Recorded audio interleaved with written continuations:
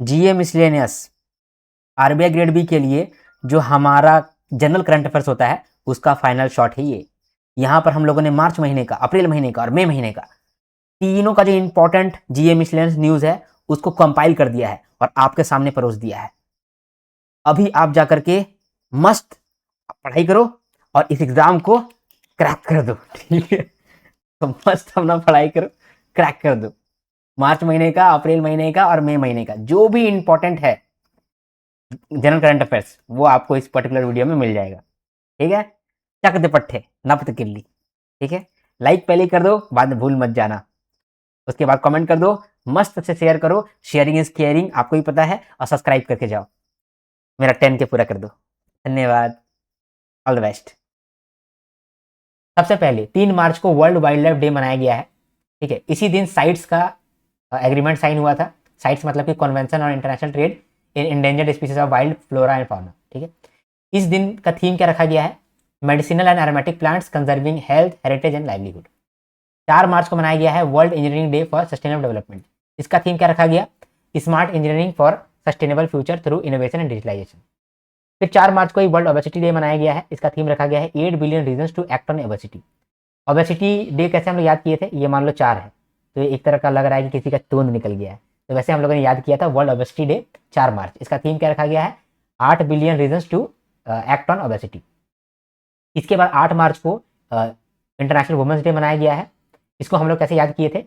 Women का प्यार जो होता है वो इन्फिनिटी जैसा होता है, इसीलिए 8 मार्च में हो रहा है ना। इसका थीम क्या रखा गया? Right, justice, action for all women and girls. इसके बाद 14 मार्च को मनाया गया इंटरनेशनल मैथमेटिक्स डे, ठीक है। 14 मार्च को मनाया गया इंटरनेशनल मैथमेटिक्स डे। इसका थीम क्या रखा गया? Mathematics and hope. इसी दिन बर्थ एनिवर्सरी पड़ता है मैथमेटिशियन श्रीनिवास रामानुजन का, ठीक है, वेरी इंपॉर्टेंट। इसके बाद फिर हम लोग देखें फ्रेंच लैंग्वेज डे 20 मार्च को। तो हम लोग 6 यूएन लैंग्वेज को अलग अलग दिन में मनाते हैं। 6 यूएन लैंग्वेज कौन कौन सा है? Arabic, Chinese, English, French, Russian और स्पेनिश। और फ्रेंच वाला हम लोग मनाए हैं 20 मार्च को, ठीक है। इसके बाद 21 मार्च को हम लोग मनाए हैं world day of glaciers. United nation ने डिक्लेयर किया 2025 को as international year of glaciers preservation, ठीक है। 21 मार्च को हम लोग मनाए international day for elimination of racial discrimination. इसका थीम रखा गया था मोबिलाइजिंग पॉलिटिकल विल। 23 मार्च को हम लोग वर्ल्ड मेट्रोलॉजिकल डे मनाते हैं। इसका थीम रखा गया है ऑब्जर्विंग टुडे प्रोटेक्टिंग टुमारो। इसी दिन वर्ल्ड मेट्रोलॉजिकल ऑर्गेनाइजेशन बना था 1950 के अंदर, है ना। इसके बाद बुक्स एंड ऑथर्स के अंदर 2 बुक्स हम लोग देखते हैं। एक है वेल्थ ऑफ नेशन, ये एडम स्मिथ ने लिखा है। एडम स्मिथ जो है वो फादर ऑफ इकोनॉमिक्स कहलाते हैं।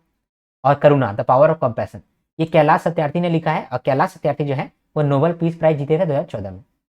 अपॉइंटमेंट में ये जो भूमिका श्रेष्ठा है ये नेपाल की पहली ट्रांसजेंडर वुमेन एमपी बन गई हैं फ्रॉम राष्ट्र स्वतंत्र पार्टी, ठीक है। और ये मेनका गुरुस्वामी ये पहली क्वीर एमपी बन गई हैं। क्वीर एमपी का मतलब कि पहली एलजीबीटीक्यू कम्युनिटी से आती हैं और ये पहली एमपी बन गई हैं फ्रॉम तृणमूल कांग्रेस टीएमसी, ठीक है।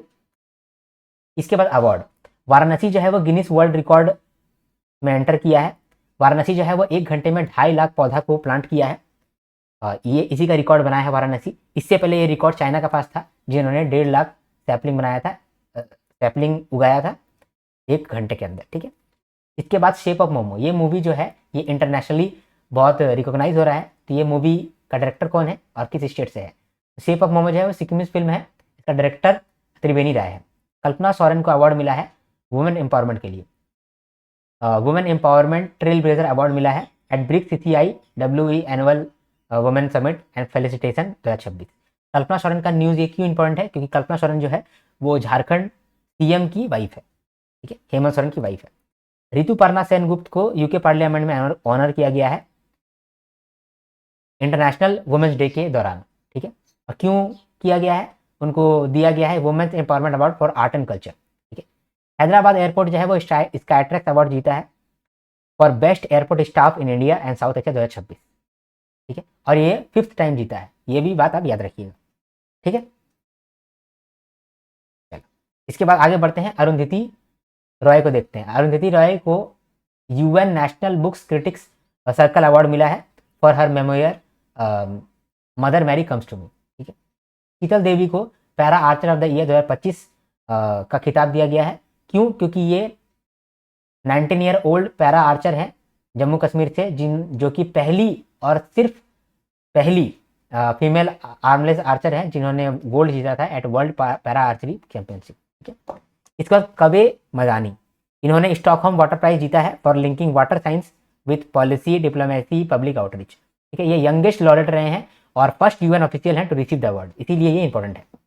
ऑस्कर अवार्ड भी हुआ है, ऑस्कर अवार्ड में बेस्ट एक्टर का खिताब जीता है one battle after another, best actor जीता है Michael B Jordan, best actress जीती है जेसी बकले, बेस्ट डायरेक्टर जीती है बेस्ट डायरेक्टर जीता है Paul Thomas Anderson, best cinematography जीता है सिनर्स के अंदर ऑटम डुरल आर्कपाव, इनको मिला है बेस्ट सिनेमाटोग्राफर का अवार्ड, जो कि पहली वुमेन है to win Oscars for best cinematography. ठीक है, उसका बेस्ट ओरिजिनल सॉन्ग मिला है गोल्डन को। ठीक है, आगे बढ़ते हैं, अब देखते हैं नेशनल न्यूज़। तो 11th रेजिना डायलॉग 2026 हेल्ड किया गया है, जिसका थीम क्या रखा गया था, संस्कार असर्शन एकोमोडेशन एडवांसमेंट। इसको ऑर्गेनाइज किया गया है bye observer research foundation in partnership with ministry of external affairs. इनके चीफ गेस्ट रहे हैं फिनलैंड के प्रेसिडेंट अलेक्जेंडर स्टब। इसके बाद पीएम मोदी जो है वो लॉन्गेस्ट सर्विंग इलेक्टेड हेड बन गए हैं। ठीक है, सरपासिंग सिक्किम के सीएम पवन कुमार चैमलिंग। क्या हुआ है, प्रधानमंत्री पहले तो सीएम बने, लगातार सीएम बने, सीएम बनने के बाद फिर पीएम भी बन गए हैं, तो वो लॉन्गेस्ट सर्विंग इलेक्टेड हेड है, हेड ऑफ द गवर्नमेंट बने हैं, वो भी लंबे समय तक के लिए। तो पीएम मोदी बन गए हैं। किनको सरपास किया है ये इंपॉर्टेंट है, सिक्किम के सीएम पवन कुमार चैमलिंग, इनको सरपास किया है। इसके बाद सी डॉट, जो कि इंडिया का रिसर्च एंड डेवलपमेंट ऑर्गेनाइजेशन है, सी डॉट, इनको रिकॉग्निशन मिला है मोबाइल वर्ल्ड कांग्रेस के अंदर, जो कि बार्सिलोना में हो रहा था। क्यों मिला है, फ्रॉड प्रो के लिए। जो फ्रॉड प्रो है एक तरह का फ्रॉड डिटेक्शन सॉल्यूशन है, जो कि एआई और डेटा एनालिटिक्स का यूज करके आपको बता देगा कि अगर आपके साथ कोई फ्रॉड हो रहा है तो बता देगा कि देखो आपके साथ फ्रॉड होने वाला है, आप बच जाओ, ये बता देगा।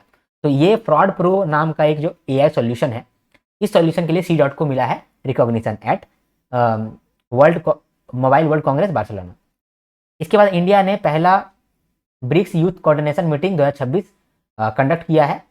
इसको ऑर्गेनाइज करने वाला कौन है, ministry of youth affairs and sports. BRICS का भी चेयरमैन इंडिया ही है, और इंडिया ने एक थीम अडॉप्ट किया है, building for resilience innovation cooperation and sustainability. ठीक है, ब्रिक्स मेंबर का बात करें तो ब्रिक्स के अंदर 5 कंट्री है, ब्राजील, रसिया, इंडिया, चाइना, साउथ अफ्रीका, और ब्रिक्स प्लस के अंदर 6 कंट्री है, Egypt, Ethiopia, Iran, Indonesia, Saudi Arabia, UAE. ठीक है, इसके बाद हम लोगों ने देखा कि सिक्किम की स्तुति प्रधान जो है ये रिप्रेजेंट करेगी इंडिया को at world youth parliament. World youth parliament जो है ना, एक ऐसा इंटरनेशनल प्लेटफॉर्म है जहां पर अलग अलग कंट्री से यूथ डेलीगेटीज आते हैं और ग्लोबल इश्यूज के बारे में बात करते हैं। तो इंडिया की तरफ से सिक्किम की स्तुति प्रधान रिप्रेजेंट करने वाली है। ठीक है, इसके बाद एक्सरसाइज लामितीय। ये जो एक्सरसाइज लामितीय है ये इंडिया और सेकलेस के बीच में होने वाला है। लामितीय का मतलब होता है फ्रेंडशिप। इसके बाद इंडियन नेवी जो है ये यूएसए का नेवी के साथ एक्सरसाइज सी ड्रैगन करने वाला है, मतलब करा है। फिर ऑपरेशन सागर बंधु, इंडियन आर्मी जो है एक मेजर ब्रिज प्रोजेक्ट लॉन्च किया है श्रीलंका के अंदर, उसको ऑपरेशन सागर बंधु के अंदर कंप्लीट किया जाएगा। एक्सरसाइज द्वीप शक्ति, इंडिया अपना इंडियन नेवी, इंडियन आर्मी और इंडियन एयरफोर्स ये तीनों को मिल करके एक्सरसाइज किया है, ताकि अंडमान निकोबार आइलैंड को बचाने के लिए पहले से एक्सरसाइज किया है। मतलब कि अगर मान लो कि अंडमान निकोबार आइलैंड में कभी कुछ प्रॉब्लम आता है तो उसके सेफ्टी के लिए इंडियन नेवी, इंडियन आर्मी और इंडियन एयरफोर्स किस तरह से आपस में काम करेगा उसके लिए एक्सरसाइज किया गया है, उसका नाम रखा गया द्वीप शक्ति। ठीक है, इसके बाद पंजाब ने लॉन्च किया पंजाब शिक्षा क्रांति। पंजाब शिक्षा क्रांति 2.0 अभी लॉन्च किया है पंजाब गवर्नमेंट। ठीक है, in collaboration with world bank.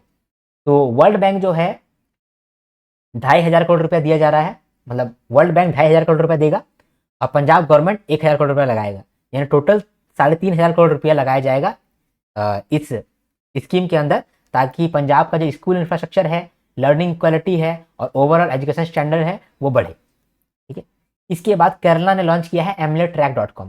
इसके अंदर क्या होगा, जो भी केरला लेजिस्लेटिव असेंबली के मेंबर्स है उनका सारा एक्टिविटीज को ट्रैक कर पाएंगे इस प्लेटफॉर्म के थ्रू। ये प्लेटफॉर्म किसने लॉन्च किया है, केरला, और ये इंडिया का पहला प्लेटफॉर्म है to track the legislative intervention of MLAs. ठीक है, इसके बाद वर्ल्ड बुद्धिस्ट पीस कॉन्फ्रेंस हुआ है हैदराबाद के अंदर। इसको ऑर्गेनाइज कौन किया है, बुद्ध वनम। बुद्धवनम मतलब कि Telangana tourism development corporation in association with Vietnam Buddhist संघ, ठीक है।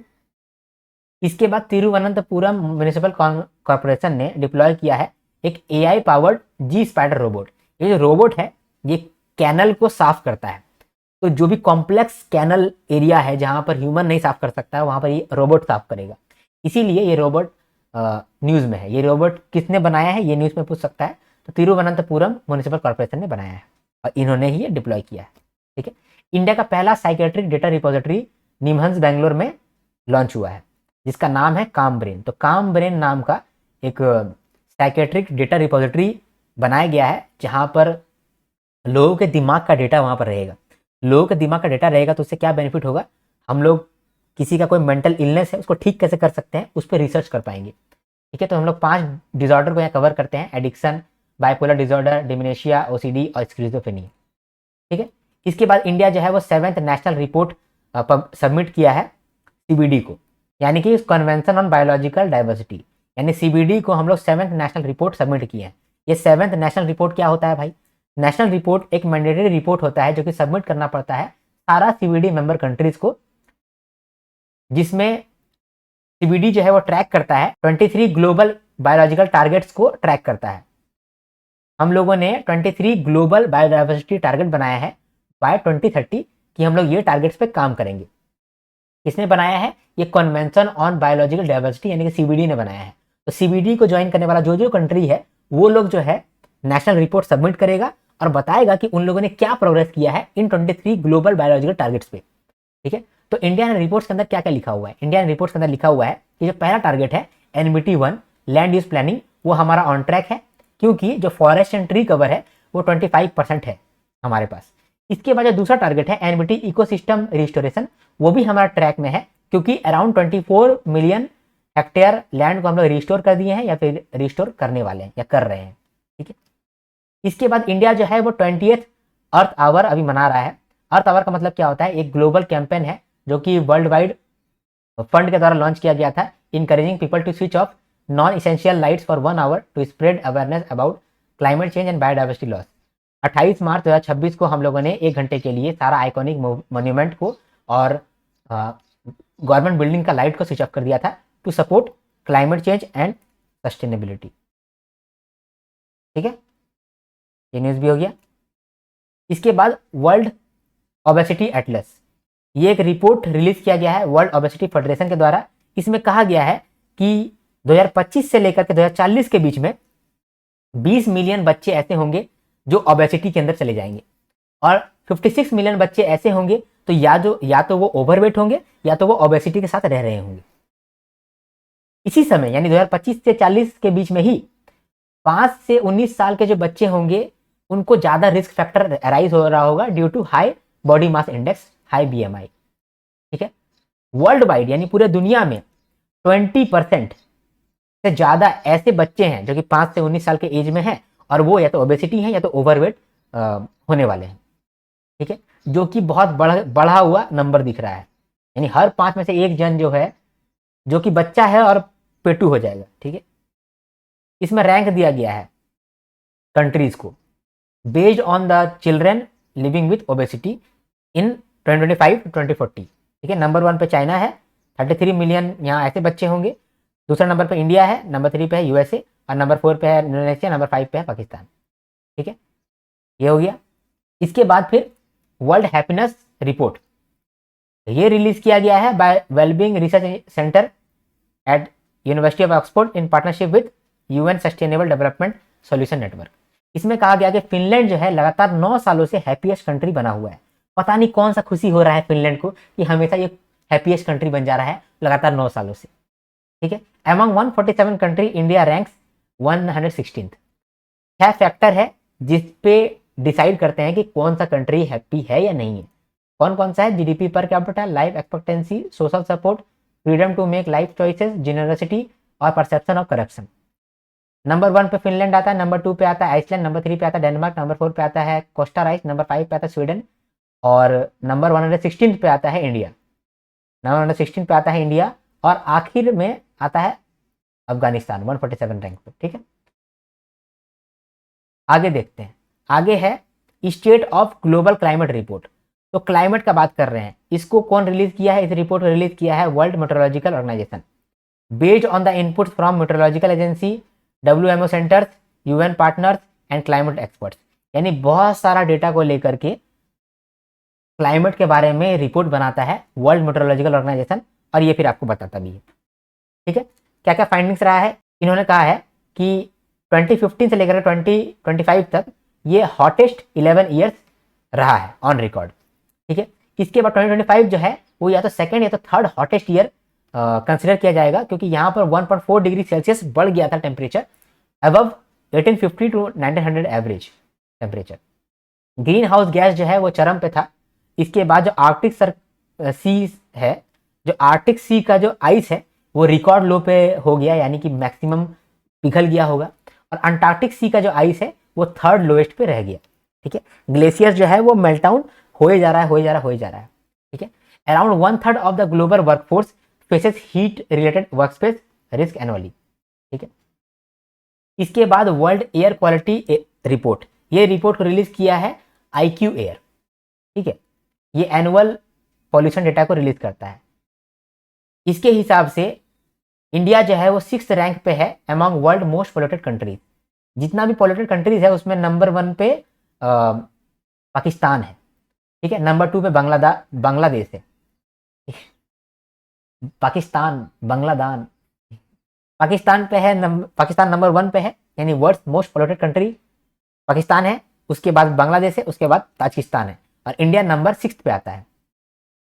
ठीक है, न्यू दिल्ली जो है वो वर्ल्ड का मोस्ट पोल्यूटेड कैपिटल सिटी बन गया है।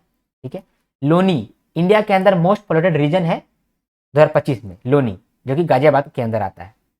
रिपोर्ट्स कहता है कि जो WHO का एनुअल 2.5 एयर क्वालिटी गाइडलाइंस है, उस गाइडलाइंस को फॉलो करने वाला सिर्फ 13 ही कंट्री है पूरी दुनिया में, जैसे कि ऑस्ट्रेलिया, आइसलैंड और इस्टोनिया।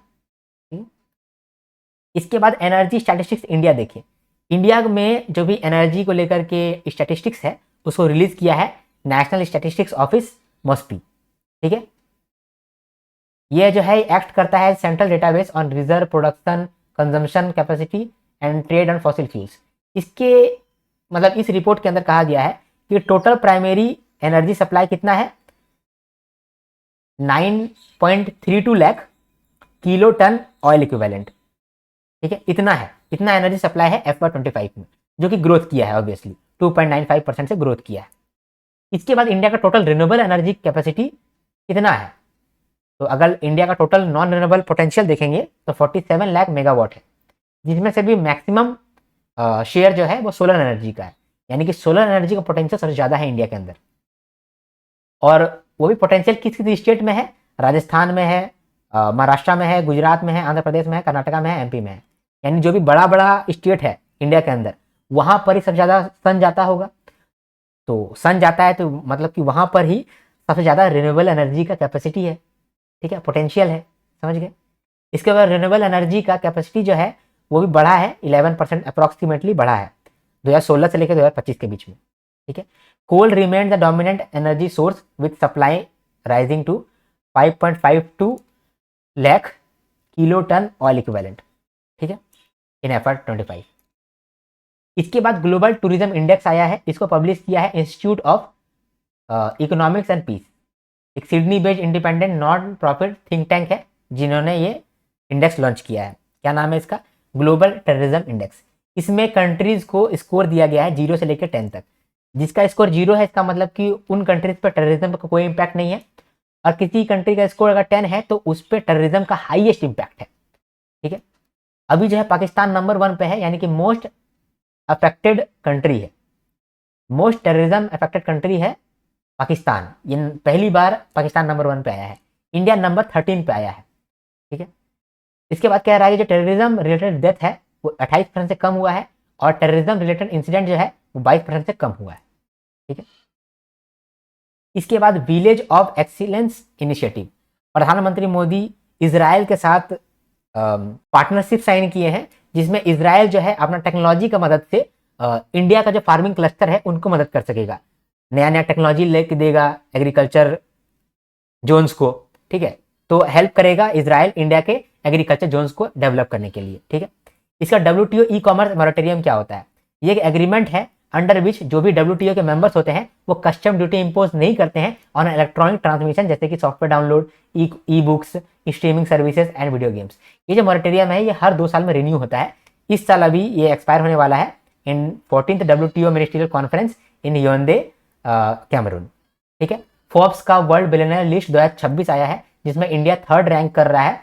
इंडिया ने 2026 में 229 बिलियनर्स को ऐड किया है, इसीलिए इंडिया 3rd रैंक पे आता है। इसमें से अलक पांडे जो है वो इसी लिस्ट में आए हैं, बिलियनर लिस्ट के अंदर आए हैं। अलक पांडे जो है वो एक टीचर हैं, एक एंटरप्रेन्योर हैं, जो कि CEO रह चुके हैं। इसके जो CA हैं, अभी भी CEO हैं फिजिक्स वाला के। फिजिक्स वाला के अंदर 2 को फाउंडर है, एक है अलक पांडे और दूसरे हैं प्रतीक बुब, याद रखिएगा दोनों का नाम। इसके बाद इंटरनेशनल मलेरिया कॉन्फ्रेंस 2026 इसको ऑर्गेनाइज किया गया है by ICMR, national institute of malaria research. ठीक है, इसका थीम क्या रखा गया है वो भी याद रखिए, discovery, development and delivery, driving malaria elimination and beyond. इसके बाद स्पोर्ट्स का कुछ न्यूज़ है। पहली बार खेलो इंडिया ट्राइबल गेम्स को ऑर्गेनाइज किया गया है, अनाउंस किया गया है by minister of youth affairs and sports. Chhattisgarh में ये अनाउंस किया गया है। इसका मैस्कॉट रखा गया है मोरवीर। इंडिया जो है Asia cup 2026 Bangkok archery tournament के अंदर 10 मेडल जीता है। ठीक है, 2 गोल्ड जीता है, 4 सिल्वर जीता है और 4 ब्रॉन्ज जीता है। उदय कॉम्बोज गोल्ड जीते हैं और चिकिता तानीप्रथी और रजत चौहान ये भी गोल्ड जीते हैं। तो ये 2026 का एशिया कप आर्चरी टूर्नामेंट था। 2027 का जो एशिया कप आर्चरी टूर्नामेंट होने वाला है वो इंडिया के अंदर होगा। तो India will host Asia cup archery 2027 second leg for the first time in 22 years, यानी 22 साल के बाद इंडिया पहली बार एशिया कप आर्चरी 2027 का सेकेंड लेग को होस्ट करेगा। ठीक है, साथ में south Asian para archery championship जो है वो कोलकाता में होने वाला है और एशियन पैरा आर्चरी चैंपियनशिप 2025-26 ये अहमदाबाद में होने वाला है। ठीक है, जम्मू एंड कश्मीर रणजी ट्रॉफी जीता है और कर्नाटका को हराया है, इसको भी याद रखिएगा। इसके बाद इंडियन वुमेन क्रिकेट टीम जो है उसको लॉरेंस अवार्ड के लिए नॉमिनेट किया गया है। ये जो लॉरियस अवार्ड है ये स्पोर्ट्स का ऑस्कर माना जाता है और ये इंडियन वुमेन क्रिकेट टीम जो है इनको नॉमिनेट किया गया है लॉरियस अवार्ड के लिए। क्यों इनको नॉमिनेट किया गया है? क्योंकि इन्होंने 2025 में maiden ICC women's world cup जीता है। ठीक है, और ये पहली वुमेन क्रिकेट टीम है जिनको ये नॉमिनेशन मिला भी है। ठीक है, इसके बाद स्मृति मंधाना एक वुमेन क्रिकेटर है इंडिया की और ये पहली वुमेन क्रिकेटर है जिन पे बारबी डॉल मॉडल किया गया है। ठीक है, तो बारबी जो है बारबी ऑर्गेनाइजेशन जो है उन्होंने एक बारबी डॉल बनाया है स्मृति मंधाना का। ठीक है, इसके बाद इंडिया जो है वो 3rd ICC T20 world cup title जीता है। इंडिया का जो मैन T20 है उस वर्ल्ड कप में जो मैन क्रिकेट टीम है उन्होंने जीता है और ये तीसरा T20 वर्ल्ड कप टाइटल है इंडिया के पास। ठीक है, तो फाइनल में इंडिया जो है न्यूजीलैंड को हराया था बाय 96 रन। फाइनल मैच जो हो रहा था वो अहमदाबाद में हो रहा था नरेंद्र मोदी स्टेडियम के अंदर। ठीक है, और ये इंडिया का record extending 3rd T20 world cup title है। फाइनल में मैन ऑफ द मैच बने थे जसप्रीत बुमराह और प्लेयर ऑफ द टूर्नामेंट जीते संजू सैमसन। इंडिया 2007 में T20 वर्ल्ड कप जीता था, फिर 2024 में जीता, 2026 में भी जीता। ठीक है, तो इसका होस्ट नेशन कौन कौन सा है वो याद रखिएगा। अभी इंडिया में ही हो रहा था और इंडिया में ही इंडिया ने जीता है। तो पहली बार T20 वर्ल्ड कप के इतिहास में ऐसा हुआ है कि होम कंट्री में ही होस्ट कंट्री ही जीता है, तो ये याद रखिएगा। इसके बाद सृष्टि शर्मा, इन्होंने वर्ल्ड रिकॉर्ड बनाया है फास्टेस्ट 50 मीटर लिम्बो स्केटिंग के अंदर। ठीक है, इसके बाद बैंकिंग का कुछ न्यूज़ है। बैंकिंग मतलब कि फाइनेंस न्यूज़ है। टैक्स का कुछ रूल्स आया था उसको देख लेते हैं। A new concept of tax year define किया गया था 1 अप्रैल से लेकर के 31 मार्च तक। ठीक है, इसको टैक्स ईयर बोला जाएगा। इसके बाद पैन कार्ड आपको कहाँ कहाँ पर जरूरत पड़ेगा। अगर आप कैश ट्रांजैक्शन 10 लाख या उससे ज़्यादा का करते हैं तो आपको पैन का रिक्वायरमेंट होगा, यानी फिर आपको पैन डिस्क्लोज करना पड़ेगा, पैन देना पड़ेगा सरकार को। ठीक है, मतलब कि अगर आपने कैश डिपॉजिट या फिर कैश विड्रॉल दोनों का मिला करके भी आपने 10 लाख पर ईयर ट्रांजैक्शन कर लिया है तो आपको पैन जरूरी पड़ेगा। अगर आपने व्हीकल खरीदा है 5 लाख या फिर उससे ज़्यादा का इंक्लूडिंग 2 व्हीलर तो आपको उस केस में भी पैन का रिक्वायरमेंट पड़ेगा। अगर आपने hotel, restaurant, banquet, event management कहीं पर भी अगर आपने 1 लाख से ज़्यादा का पेमेंट किया है तो आपको पैन लगेगा। इसके बाद अगर आपने इमूवेबल प्रॉपर्टी को खरीदा है या बेचा है और उसका प्राइस 20 लाख से ज़्यादा है तो उस केस में भी आपको पैन देना पड़ेगा। इसके बाद टैक्स पेयर जो है अपना ITR को अपडेट कर पाएंगे up to 4 years from the end of relevant assessment year. इसके बाद जो सरकार आपका टैक्स असेसमेंट को रीओपन कर सकता है वो 5 साल हो गया है। पहले ये बहुत सालों तक रीओपन कर सकता था सरकार, उसमें क्या था कि आपको बहुत अनसर्टेनिटी फील होता था, तो वो अनसर्टेनिटी को भी कम कर दिया गया है। इसका गृह सुगम पोर्टल, एक पोर्टल बनाया गया है नेशनल हाउसिंग बैंक के द्वारा, ताकि जो भी डिफेंस ऑफिसर हैं, गवर्नमेंट ऑफिसर हैं, पैरामिलिट्री ऑफिसर हैं, वो लोग जो है अपना होम लोन का रिक्वायरमेंट यहाँ पर पोस्ट कर पाएंगे और उस होम लोन का रिक्वायरमेंट को देखते हुए जो मल्टीपल बैंक्स है या फिर हाउसिंग फाइनेंस कंपनी है वो ऑफर उन लोगों को देगा ताकि उन लोगों को हाउसिंग फाइनेंस मिल पाएगा। ठीक है, ये हम लोगों ने यहाँ पर सारा इंपॉर्टेंट न्यूज़ को भी वापस देख लिया है। ठीक है, स्टार्ट करते हैं। सबसे पहले 5 अप्रैल को समता दिवस मनाया गया on the birth anniversary of Babu Jagjivan Ram. ठीक है, फिर 7 अप्रैल को वर्ल्ड हेल्थ डे मनाया गया जिसका थीम था together for health stand with science. इस दिन वर्ल्ड हेल्थ ऑर्गेनाइजेशन का फाउंडेशन डे है। 10 अप्रैल को वर्ल्ड होम्योपैथी डे मनाया गया on the birth anniversary of founder of homeopathy जिसका नाम क्या है, डॉक्टर सैमुअल हैनेमन। इस दिन का थीम क्या रखा गया, होम्योपैथी फॉर सस्टेनेबल हेल्थ। 11 अप्रैल को नेशनल सेफ मदरहुड डे मनाया गया। This marks the birth anniversary of Kasturba Gandhi, याद रखना। 15 अप्रैल को मनाया गया इंटरनेशनल वेलनेस डे। इसमें फोकस था हेल्थ और वेलबींग पे। इसके बाद 21 अप्रैल को international day of women in industry ये मनाया गया। इसका थीम रखा गया celebrating women's leadership in industrial development. 22 अप्रैल को वर्ल्ड अर्थ डे मनाया गया जिसको हम लोग इंटरनेशनल मदर अर्थ डे भी बोलते हैं। ठीक है, इसका थीम रखा गया आवर पावर आवर प्लैनेट। 23 अप्रैल को world book and copyright day मनाया गया जिसमें राबत जो कि मोरक्को में है, मोरक्को का कैपिटल है राबत, तो राबत को यूनेस्को वर्ल्ड बुक कैपिटल नाम दिया गया। फिर 24 से लेकर 30 अप्रैल तक वर्ल्ड इम्यूनाइजेशन वीक मनाया गया। इसका थीम रहा for every generation vaccine work. ठीक है, और 25 अप्रैल के लिए वर्ल्ड मलेरिया डे इस दिन मनाया गया। इसका थीम रखा गया driven to end malaria, now we can now we must. 26 अप्रैल को वर्ल्ड इंटेलेक्चुअल प्रॉपर्टी डे मनाया गया। इसका थीम रखा गया IPN sports ready set innovate. 28 अप्रैल को हम लोग मनाए हैं world day for health and safety at work. ठीक है, आगे बढ़ते हैं, अपॉइंटमेंट देखते हैं। तो नीति आयोग के CEO बनाई गई है निधि छिबर, और इससे पहले BVR सुब्रमण्यम थे। इनका टेन्योर खत्म होकर के निधि छिबर ये नीति आयोग का CEO बन गई है। ठीक है, नीति आयोग का फुल टाइम मेंबर अभी अपॉइंट हुए हैं डॉक्टर गोवर्धन दास। नीति आयोग का कंपोजिशन किस तरीके का है, वहाँ चेयरमैन होता है, वाइस चेयरमैन होता है, फुल टाइम मेंबर होता है, एक्स ऑफिशियल मेंबर होता है और CEO होता है। ठीक है, ऑस्ट्रेलिया जो है अपना पहला फीमेल आर्मी चीफ बनाया है लेफ्टिनेंट जनरल सुसैन कोयल को। ठीक है, तो ऑस्ट्रेलिया ने पहली बार आर्मी का चीफ किसी फीमेल को बनाया है। उसका नाम क्या रखा गया उनका नाम है सुसैन कोयल। ठीक है, लेफ्टिनेंट जनरल सुसैन कोयल। इसके बाद फिर उत्तर प्रदेश की गगनदीप कौर ग्रेवाल, इसको कनाडा में शेरिफ बनाया गया है और ये पहली सिख वुमेन है जो कि कनाडा में शेरिफ बनी है। ठीक है, एप्पल का CEO जॉन टर्नस बन गया है। ठीक है, टिम कुक पहले था, अब जॉन टर्नस आ गया है।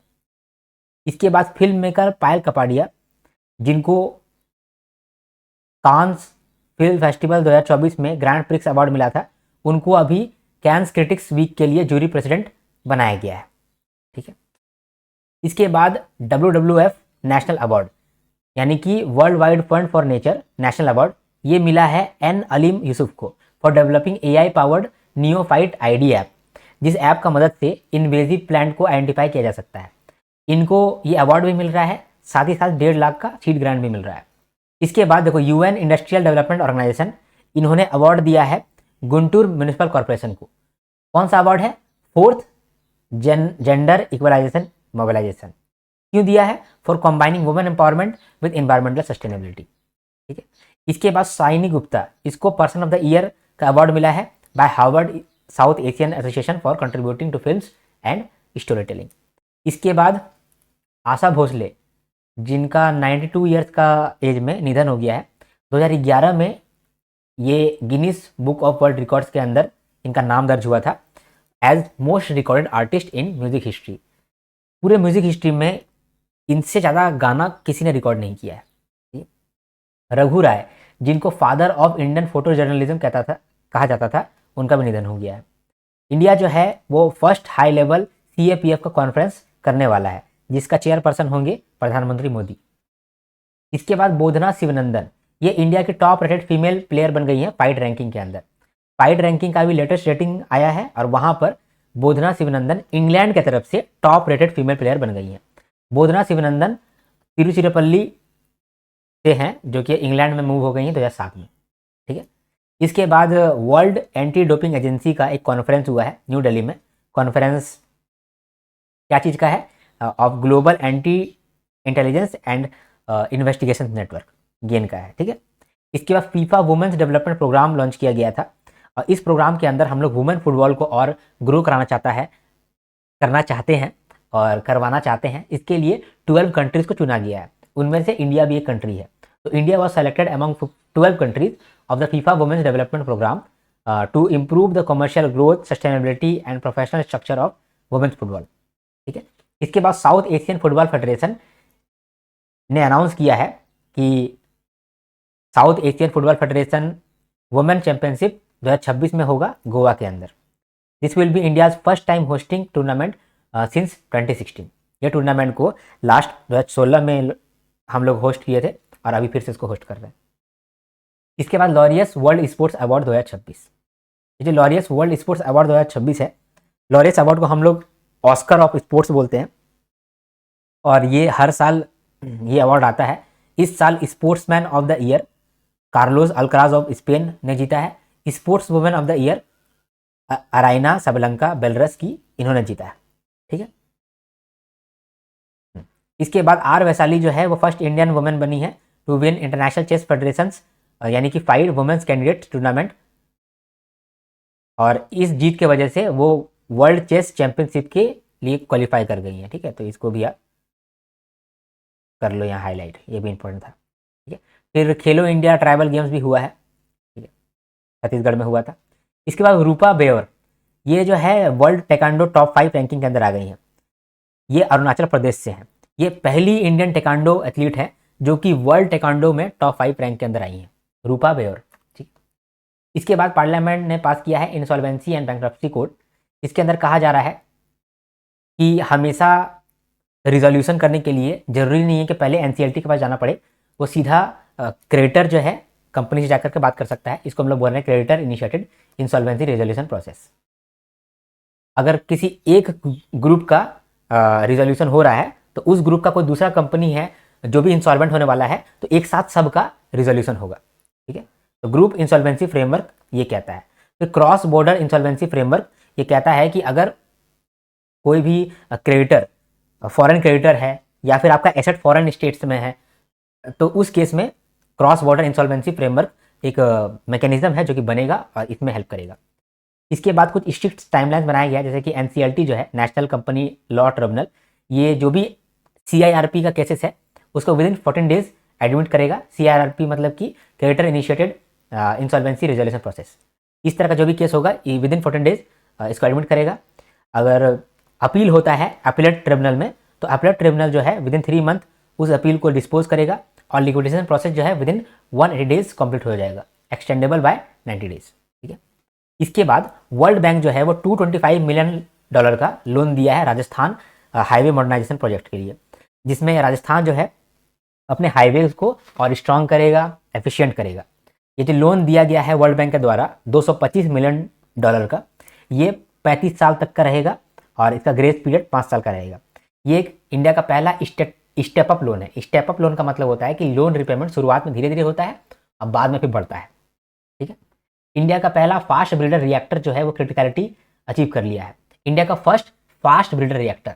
ये फास्ट ब्रीडर रिएक्टर क्या होता है? ये एडवांस तरीके का न्यूक्लियर रिएक्टर होता है जो कि इलेक्ट्रिसिटी पैदा करता है, लेकिन इलेक्ट्रिसिटी पैदा करने के लिए जो भी ये फ्यूल इस्तेमाल करता है उससे ज़्यादा फ्यूल ये उस प्रोसेस में ही बना लेता है। यानी कि it is advance nuclear reactor that generates more fuel than its consumes while producing electricity. ठीक है। तो इस तरीके का रिएक्टर को हम लोग बोलते हैं फास्ट ब्रीडर रिएक्टर।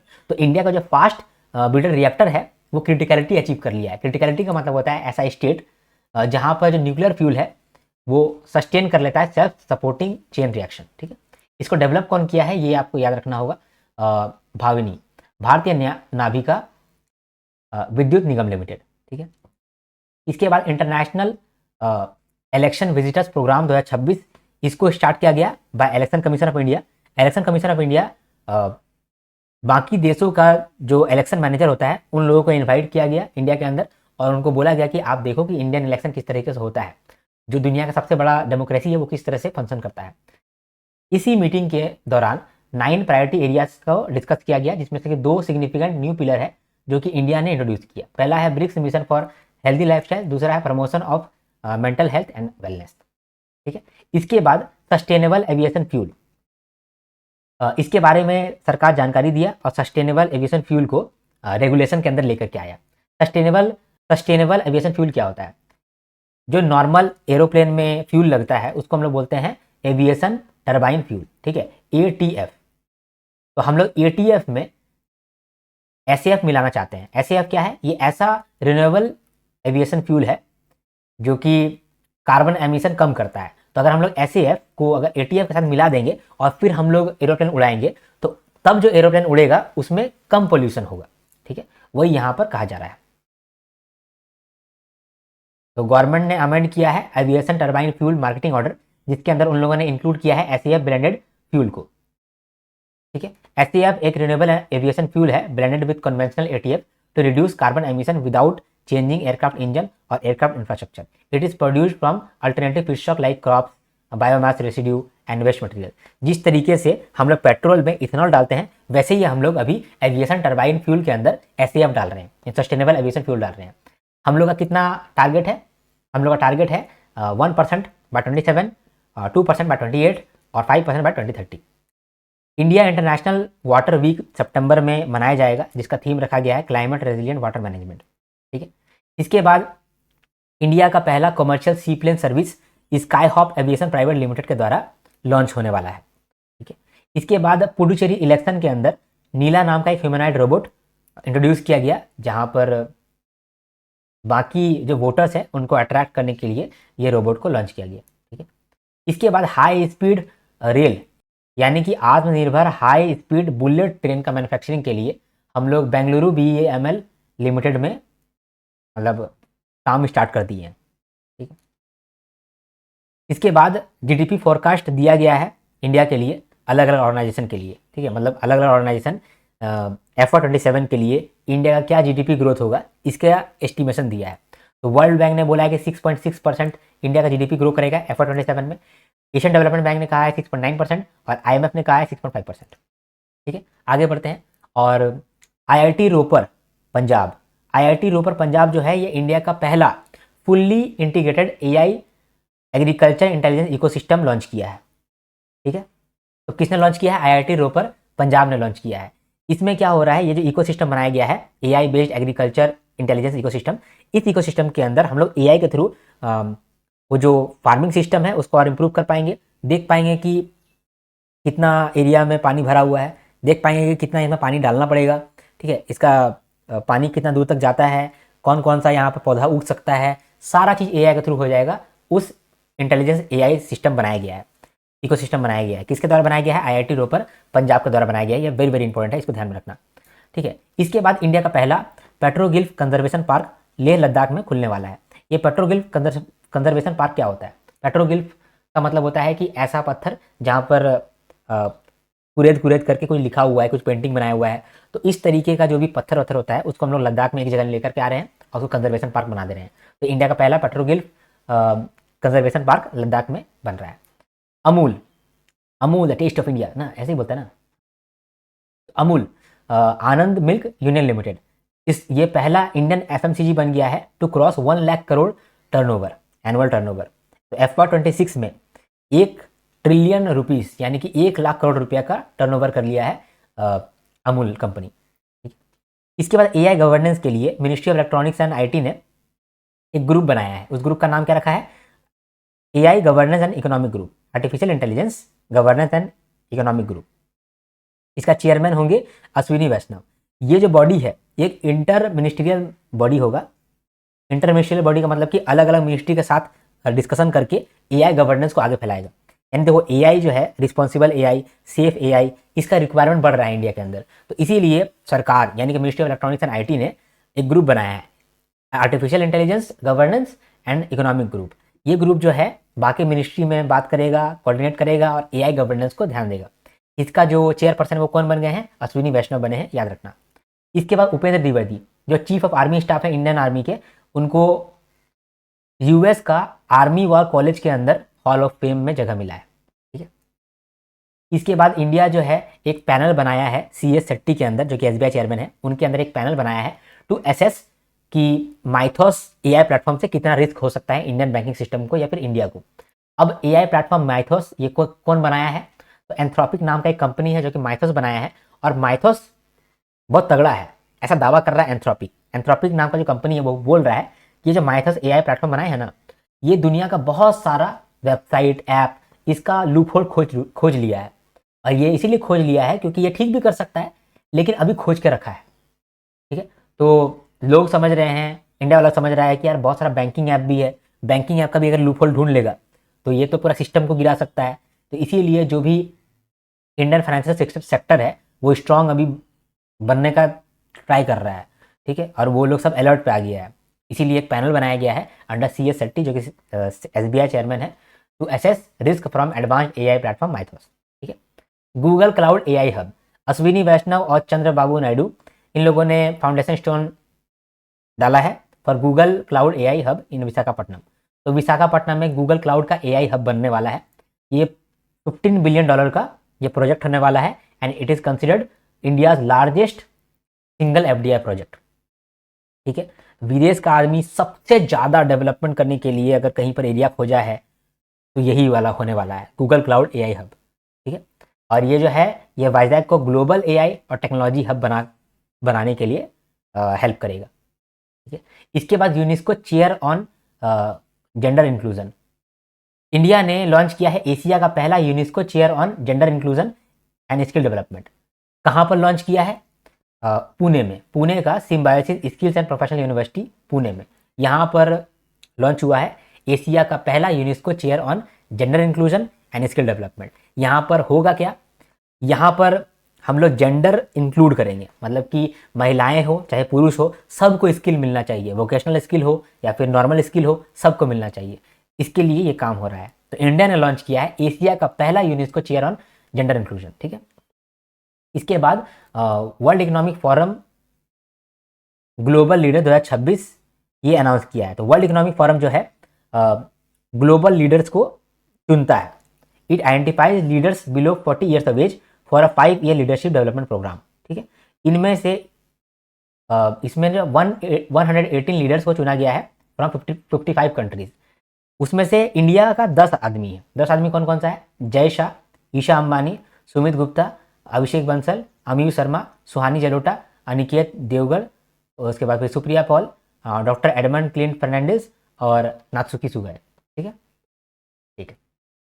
इसके बाद खनिज विदेश इंडिया लिमिटेड, ये एक जॉइंट वेंचर है।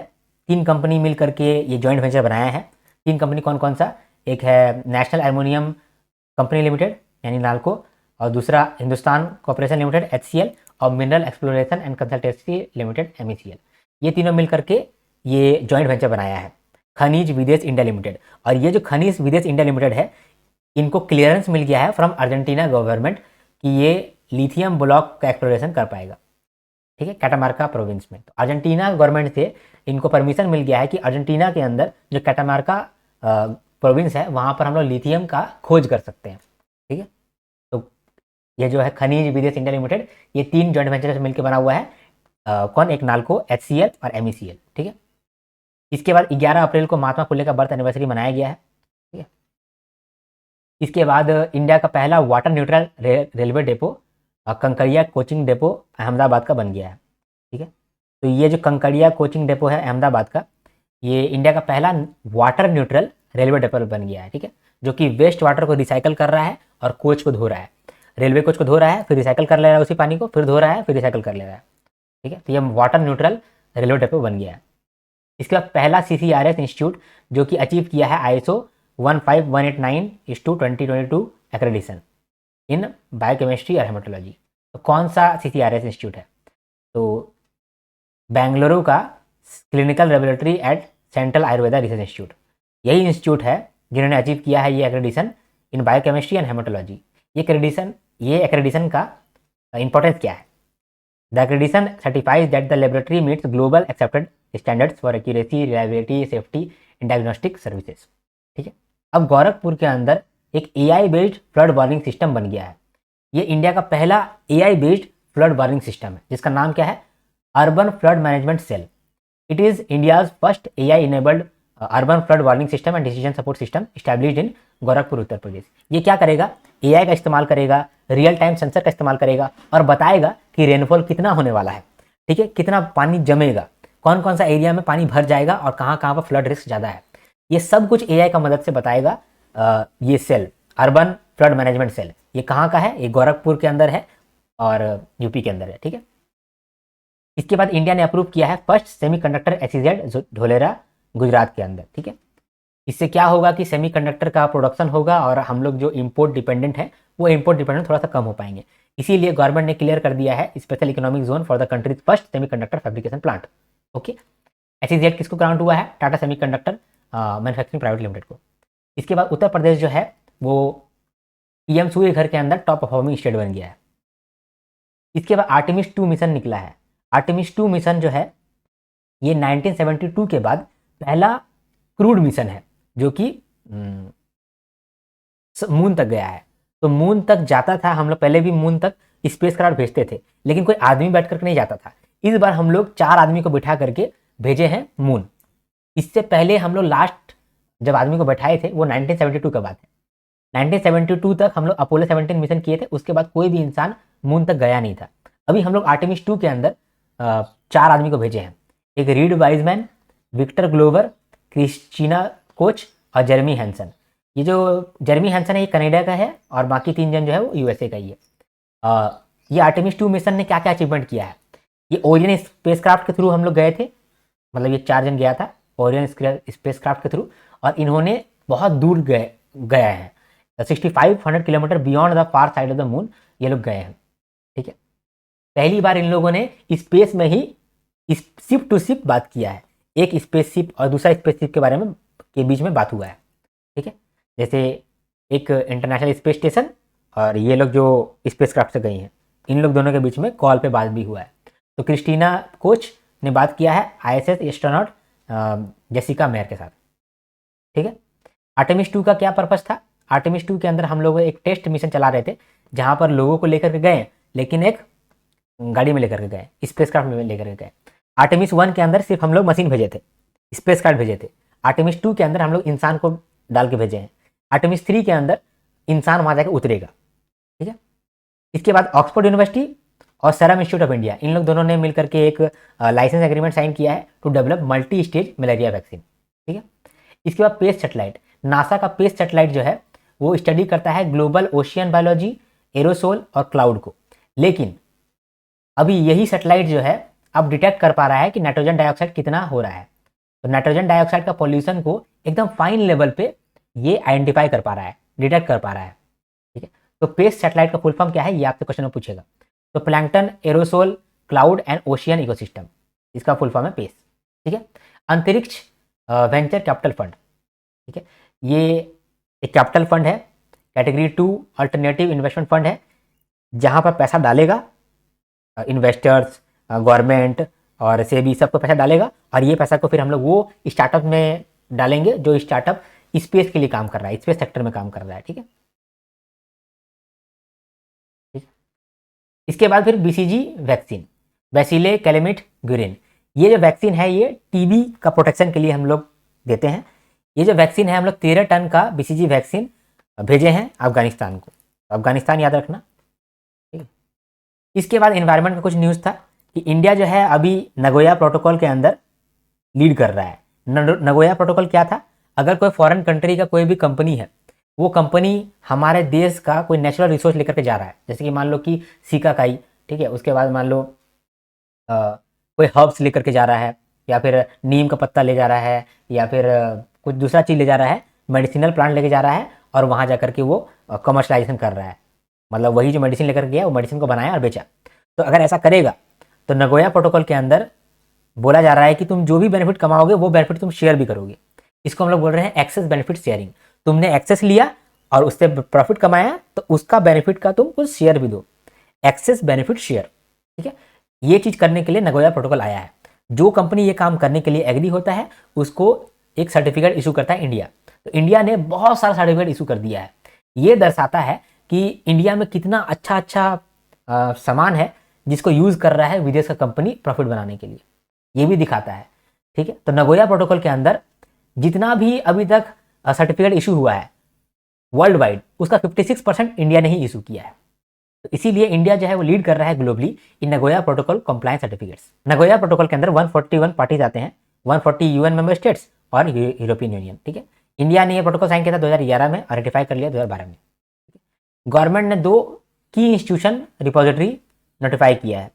ठीक है, तो जो नेशनल बायोडाइवर्सिटी अथॉरिटी है इन्होंने नोटिफाई किया है 2 प्रीमियर साइंटिफिक इंस्टीट्यूशन को एज डेजिग्नेटेड नेशनल रिपोजिटरी।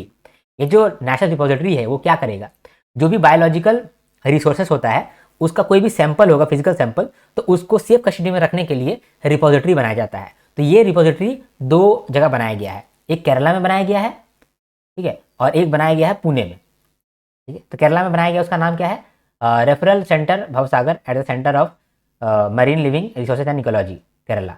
दूसरा है max micro organism and fungal collection at Agharkar research institute Pune. ठीक है, इसके बाद कुछ रिपोर्ट्स एंड इंडिसेस है, जैसे कि ब्लूमबर्ग बिलियनर इंडेक्स। इसमें जो भी बिलियनर्स है उनको हम लोग रैंक करते हैं कि कौन कहाँ पर है। तो अभी इसी रैंकिंग में मुकेश अंबानी गौतम अडानी से पीछे हो गए हैं।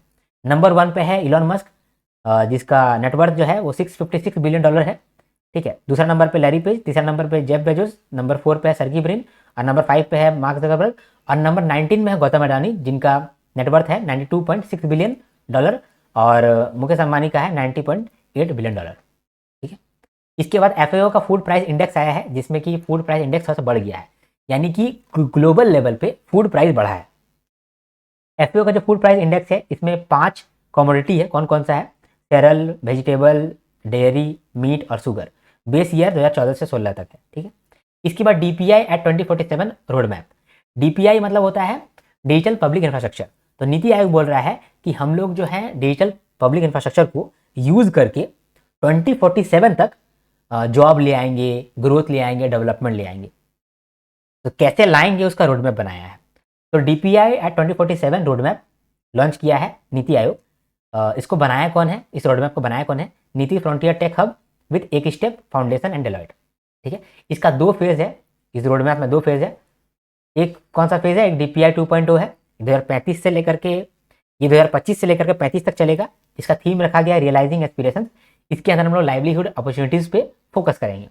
फिर DPI 3.0 2035 से लेकर के 2047 तक चलेगा। इसका थीम रखा गया है अचीविंग प्रोस्पेरिटी। इसके अंदर हम लोग इनोवेशन और इंक्लूसिव ग्रोथ पे फोकस करेंगे। DPI का मतलब आप समझ लिए थे कि डिजिटल पब्लिक इंफ्रास्ट्रक्चर, जैसे कि ऐसा इंफ्रास्ट्रक्चर जिससे सरकार आपको डिजिटली इंफॉर्मेशन देता है या बेनिफिट देता है। जैसे कि मान लो आधार एक DPI है, UPI भी एक तरह का DPI है। ठीक है, डिजिटल पब्लिक इंफ्रास्ट्रक्चर। तो ये सब जो हम लोग बना रहे हैं DPI, ये DPI जो है अभी फिलहाल हम लोग थोड़ा बहुत इंफॉर्मेशन देते हैं या थोड़ा बहुत उनको वेलफेयर डिलीवरी करते हैं, मतलब थोड़ा उनको बेनिफिट देते हैं स्कीम का, वो ही सब करते हैं। लेकिन हम लोग चाहते हैं कि ये जो पब्लिक इंफ्रास्ट्रक्चर है उसको हम लोग और बढ़ाएं। तो अभी तो DPI 1.0 चल रहा होगा, तो DPI 2.0 लाएंगे तब हम लोग लाइवलीहुड अपॉर्चुनिटीज़ खोलेंगे। DPI 3.0 जब लाएंगे तब इनोवेशन और इंक्लूसिव ग्रोथ भी हम लोग फोकस करेंगे। ठीक है, तो DPI 2.0 का क्या थीम है, रियलाइजिंग एस्पिरेशन, और 3.0 का क्या थीम है, अचीविंग प्रोस्पेरिटी। ठीक है, क्लियर, आगे बढ़ते हैं। चलो, इसके बाद रिन्यूएबल एनर्जी स्टैटिस्टिक्स आया है, इसको रिलीज किया है इंटरनेशनल रिन्यूएबल एनर्जी एजेंसी। इनका कहना है कि इंडिया जो है वो वर्ल्ड का 3rd लार्जेस्ट कंट्री बन गया है इन इंस्टॉल्ड रिन्यूएबल एनर्जी कैपेसिटी। यानी कि जितना भी हमारे पास रिन्यूएबल एनर्जी का कैपेसिटी है वो कैपेसिटी में हम लोग तीसरे नंबर पे आते हैं पूरी दुनिया में। नंबर 1 पे आता है चाइना, नंबर 2 पे आता है USA, और नंबर 3 पे आते हैं हम लोग। तो हम लोगों का रिन्यूएबल एनर्जी का कैपेसिटी है कितना? तो total non fossil install capacity हम लोग का 283.5 गीगावाट है, ठीक है। और हम लोग का जो मेजर शेयर है, the major share of growth came from decentralised house hold and commercial rooftop solar system.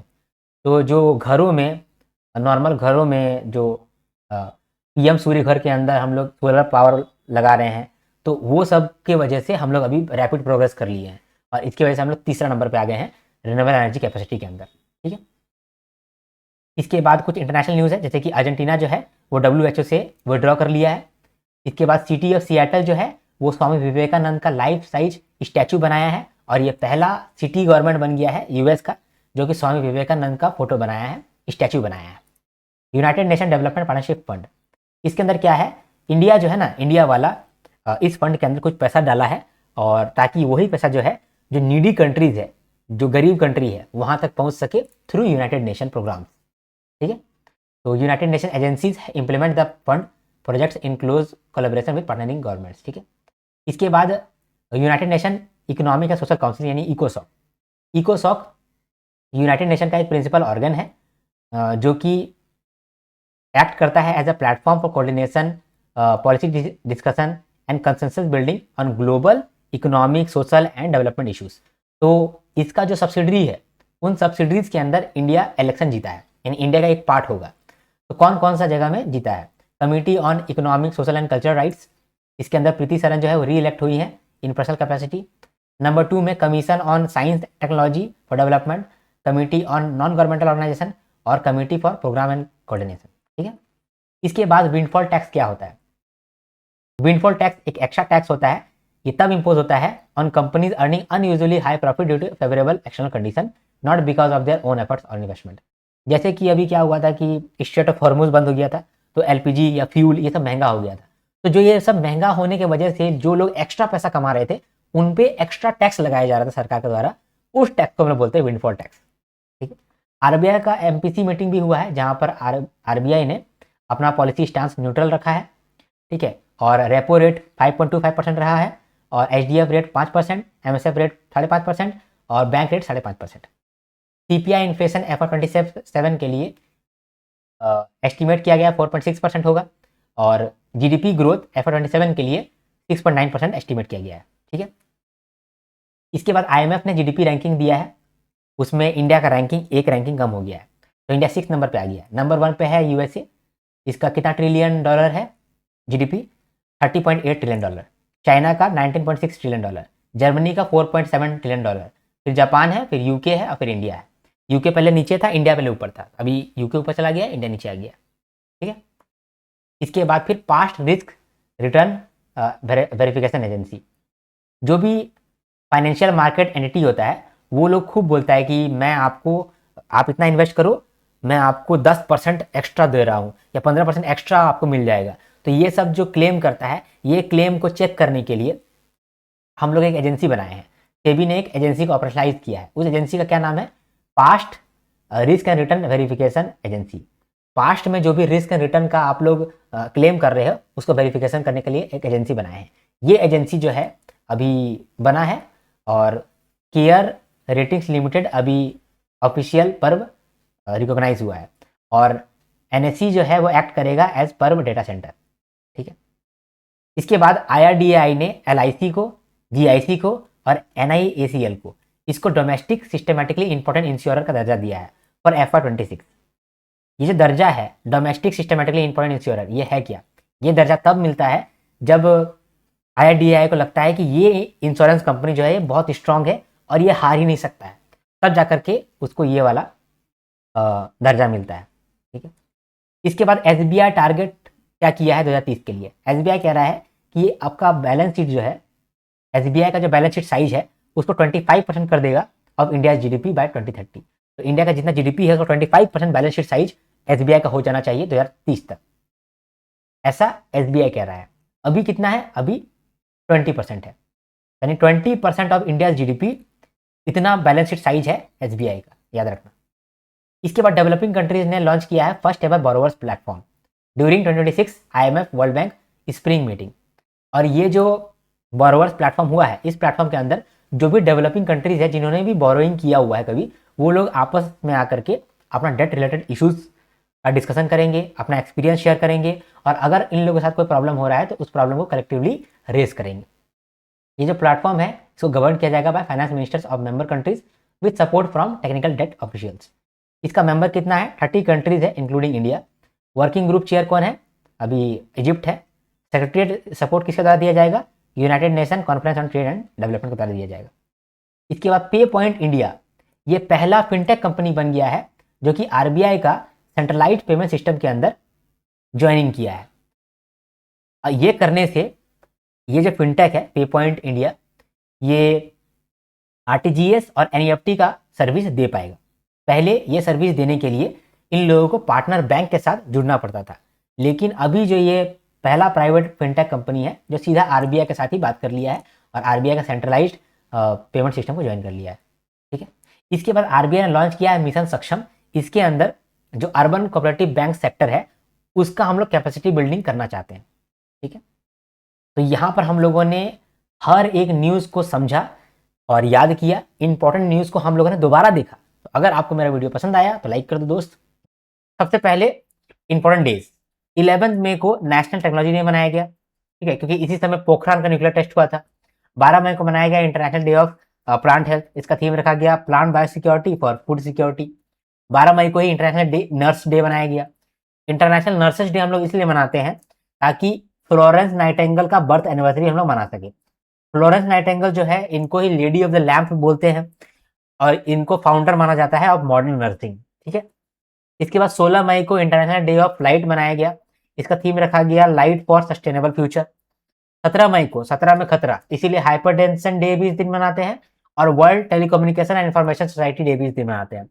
तो world telecommunication and information society day का थीम क्या रखा गया है?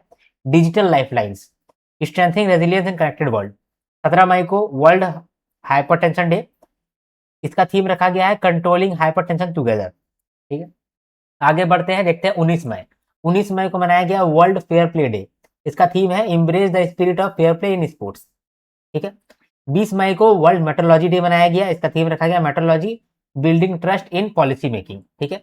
22 मई को मनाया गया international day of biological diversity. इसका थीम रखा गया एक्टिंग लोकली और ग्लोबली इम्पैक्ट। ठीक है। 28 मई को वर्ल्ड डुगोंग डे मनाया गया। इसका थीम है a decade beneath the waves, dugongs and us. ठीक है। डुगोंग्स जो है एक समुद्री प्राणी है। ठीक है। वर्ल्ड हंगर डे मनाया गया 28 मई को। ठीक है। इसका थीम रखा गया world without hunger is in our hands. ठीक है। इसके बाद हम लोग अपॉइंटमेंट देखते हैं इंपॉर्टेंट वाले।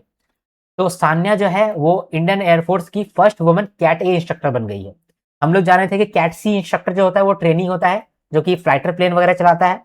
कैट बी जो होता है वो रेगुलर इंस्ट्रक्टर होता है और कैट ए जो होता है वो होता है मास्टर इंस्ट्रक्टर। जो सान्या है ये पहली वुमन बन गई है कैट ए इंस्ट्रक्टर। ठीक है, इंडियन एयरफोर्स के अंदर। ओके। इसके बाद डेविस कप का जो स्कीपर है, डेविस कप का जो कैप्टन रहे हैं रोहित राजपाल, इनको इंडिया का चीफ डे मिशन बनाया है फॉर कॉमनवेल्थ गेम्स। तो कॉमनवेल्थ गेम्स में जो भी हमारे एथलीट जाएंगे, जो भी स्पोर्ट्स पर्सन जाएंगे, उसको हेड करेगा, उनको लीड करेगा। कौन लीड करेगा? रोहित राजपाल लीड करेंगे। जो कि डेविस कप, यानी कि डेविस कप एक टेनिस का कप होता है, तो डेविस कप के जो कैप्टन रहे हैं वो मिशन चीफ डे मिशन बनेंगे। ठीक है। इसके बाद डीआरडीओ चेयरमैन बने हैं राजेश कुमार सिंह और यूआईडीएआई का सीईओ बने हैं सौरभ विजय। ओके। आगे बढ़ते हैं और बुक्स एंड ऑथर्स को देखते हैं। अपनापन नाम का एक बुक है जिसको मिस्टर शिवराज सिंह चौहान ने लिखा है। इस बुक के अंदर उन्होंने बताया है कि उनका क्या एक्सपीरियंस रहा है नरेंद्र मोदी के साथ काम करते हुए। ठीक है। तो अपनापन नाम है बुक का। दूसरा के अरुमुगम, इन्होंने एक बुक लिखा है India first ever Olympic gold. ठीक है, जो कि इंडिया का हॉकी टीम का जर्नी के बारे में बताता है। ठीक है। इसके बाद सीएनएन के जो फाउंडर थे टेड टर्नर, उनका देहांत हो गया है। इनको हम लोग कैप्टन आउटरेजियस भी बोलते थे और माउथ ऑफ द साउथ के नाम से भी इसको जाना जाता था। ठीक है। चलो, इसके बाद देखते हैं कि सोमा मंडल जो है इनको साउथ एशिया रीजन के लिए इनको कैम्ब्रिज का डेडिकेटेड टीचर अवार्ड मिला है। ठीक है। कैम्ब्रिज का डेडिकेटेड टीचर अवार्ड सोमा मंडल को मिला है for south Asia regional title. ठीक है। इसके बाद पुलित्जर प्राइज। तो पुलित्जर प्राइज जो है वो जर्नलिज्म के लिए दिया जाता है, लिटरेचर के लिए दिया जाता है और म्यूजिक कंपोजिशन के लिए दिया जाता है। तो इंडियन जर्नलिस्ट आर.के. आनंद और सुपर्ण शर्मा, इन लोगों को पुलित्जर प्राइज मिला है। और ये जो अवार्ड है ये शेयर किया गया है विथ नेटली ओबिको पर्सियर ऑफ ब्लूमबर्ग। ठीक है, ये 3 जन को पुलित्जर अवार्ड मिला है फॉर जर्नलिज्म। तो इंडिया की कौन है? आर.के. आनंद और सुपर्ण शर्मा। ठीक है, इसके बाद Asian college of journalism awards, इसके अंदर फोटो जर्नलिज्म अवार्ड मिला है शंखदीप बनर्जी को, इनके फोटोग्राफ के लिए, जिसका टाइटल है प्रोटेस्टर एट रेस्ट। इन्होंने एक फोटो खींचा था कि मुंबई का जो रेलवे स्टेशन है ना, छत्रपति शिवाजी टर्मिनस, तो उसके बाहर में जो भी प्रोटेस्टर है उनका एक फोटो इन्होंने लिया था, उस फोटो के लिए इनको मिला है फोटो जर्नलिज्म अवार्ड। ठीक है, किनको मिला है? शंखदीप बनर्जी को मिला है। इसके बाद लब्यतुम अवार्ड, हज के लिए जो भी हज पे जाते हैं, किसी भी कंट्री से जो भी हज यात्रा पे जाते हैं, तो उस हज यात्रा पे जो भी फैसिलिटी प्रोवाइड करवाने का काम करता है कोई भी कंट्री, तो उस कंट्री को अप्रिशिएट करने के लिए सऊदी अरेबिया का जो मिनिस्ट्री है वो देता है अप्रिशिएशन, वो देता है अवार्ड। तो अभी जो सऊदी मिनिस्ट्री ऑफ हज एंड उम्रा है, उन्होंने इंडिया का अवार्ड दिया है, और ये अवार्ड का नाम है लबुत्तम अवार्ड। ठीक है, ये जो लबुत्तम अवार्ड है वो इसलिए दिया गया है कि हज कोऑर्डिनेशन में इंडिया ने अच्छा काम किया है, यानी हज में जो जो भी लोग गए हैं उनका कम्युनिकेशन अच्छा किया है, उनके लिए कोऑर्डिनेशन वाला काम अच्छा किया है, मैनेजमेंट अच्छा किया है। ठीक है, तो जो अवार्ड मिला है, ये अवार्ड मिला है फॉर एक्सीलेंस इन हज कोऑर्डिनेशन एंड एक्सीलेंस इन हज कम्युनिकेशन। ठीक है, चलो, और इंडिया ये पहली बार ये अवार्ड इंडिया को मिला है। इसके बाद द विटले अवार्ड्स, द विटले अवार्ड्स उनको मिलता है जो कि बायोडाइवर्सिटी को बचाने के लिए काम करते हैं और इन्वायरमेंट के लिए काम करते हैं। तो इंडिया की तरफ से बरखा सुब्बा और परवीन शेख, इनका नाम आया है और इन्होंने जीता है विटले अवार्ड। ठीक है, विटले अवार्ड को ग्रीन ऑस्कर भी हम लोग बोलते हैं। विटले अवार्ड के अंदर अगले 1 सालों में 50,000 पाउंड दिया जाता है ताकि आप लोकल सोल्यूशन लेकर के बायोडाइवर्सिटी लॉस को रोके। बरखा सुब्बा जो है ये दार्जिलिंग में रह करके हिमालयन सैलेमेंडर का कंजर्वेशन कर रही थी, इसीलिए इनको अवार्ड मिला है विटले अवार्ड। और जो परवीन शेख है, इनको इसलिए अवार्ड मिला है for his initiative of guardians of the schemer.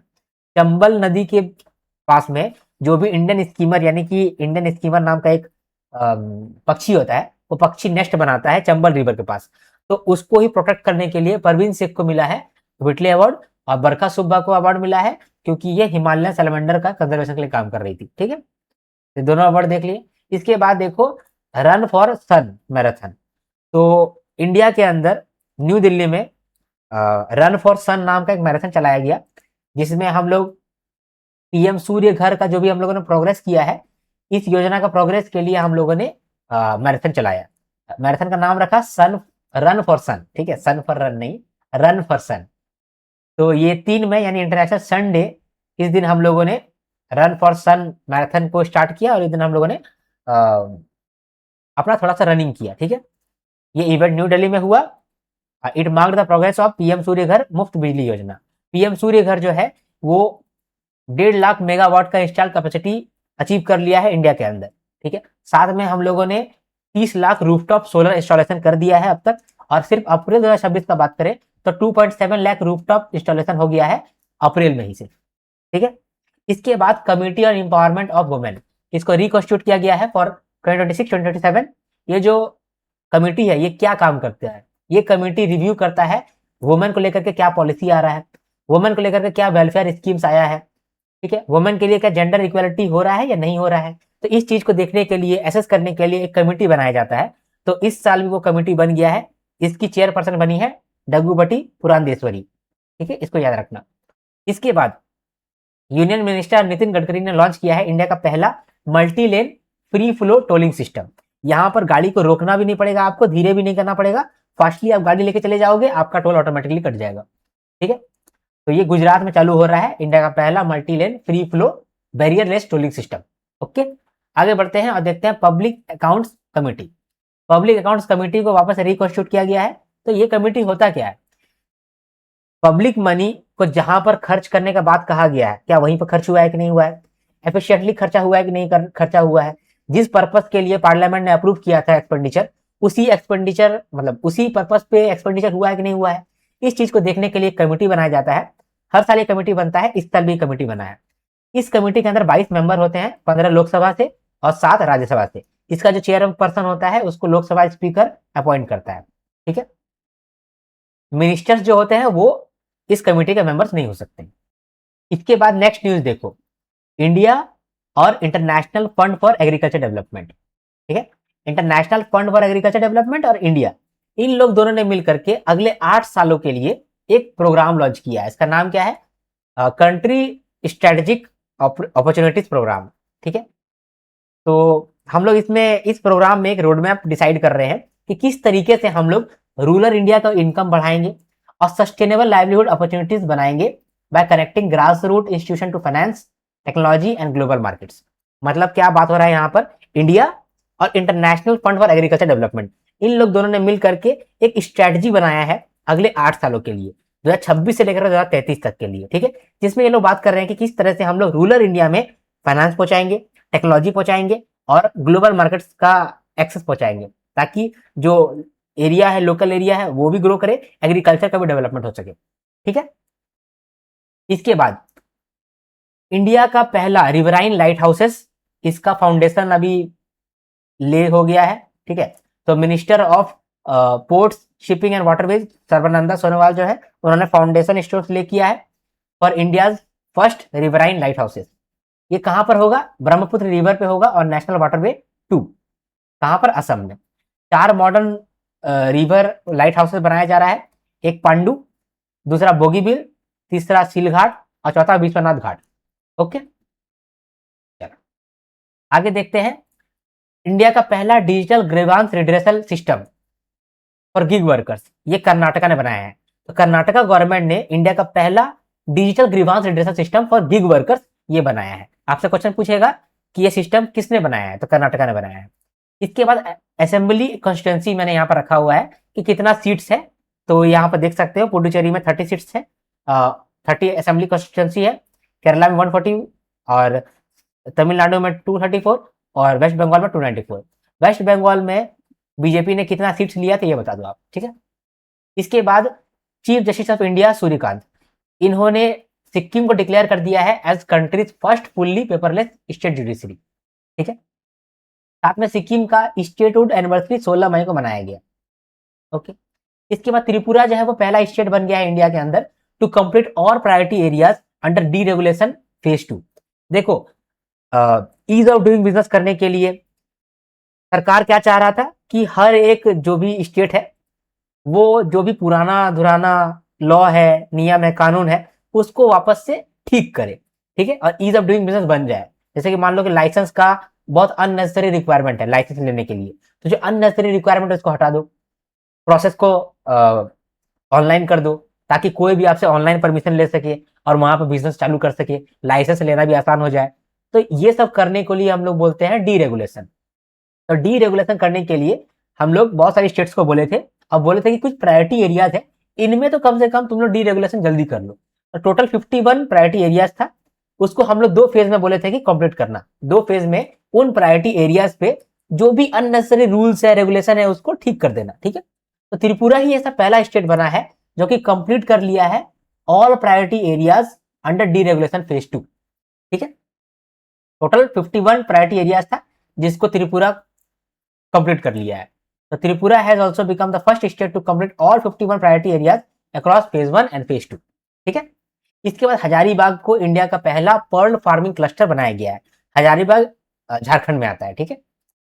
इसके बाद इंडिया का पहला हाइड्रोजन पावर ट्रेन जो है वो हरियाणा में जिंद से लेकर के सोनीपत तक चलने वाला है।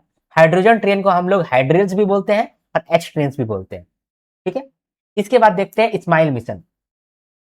तो यूरोपियन स्पेस एजेंसी और चाइनीज एकेडमी ऑफ साइंसेस, इन लोग दोनों ने मिलकर के साइंस मिशन चालू किया है। साइंस मिशन में क्या होगा, जो भी स्पेस के अंदर क्या होता है ना, सन जो है वो सोलर विंड फेंकते रहता है, गर्म हवा, और मतलब कि गर्म हवा टाइप का ही सोलर विंड फेंकते रहता है।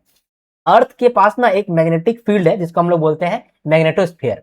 वो मैग्नेटोस्फीयर क्या करता है, वो जो सोलर विंड आता है ना उसको डाइवर्ट कर देता है, ठीक है।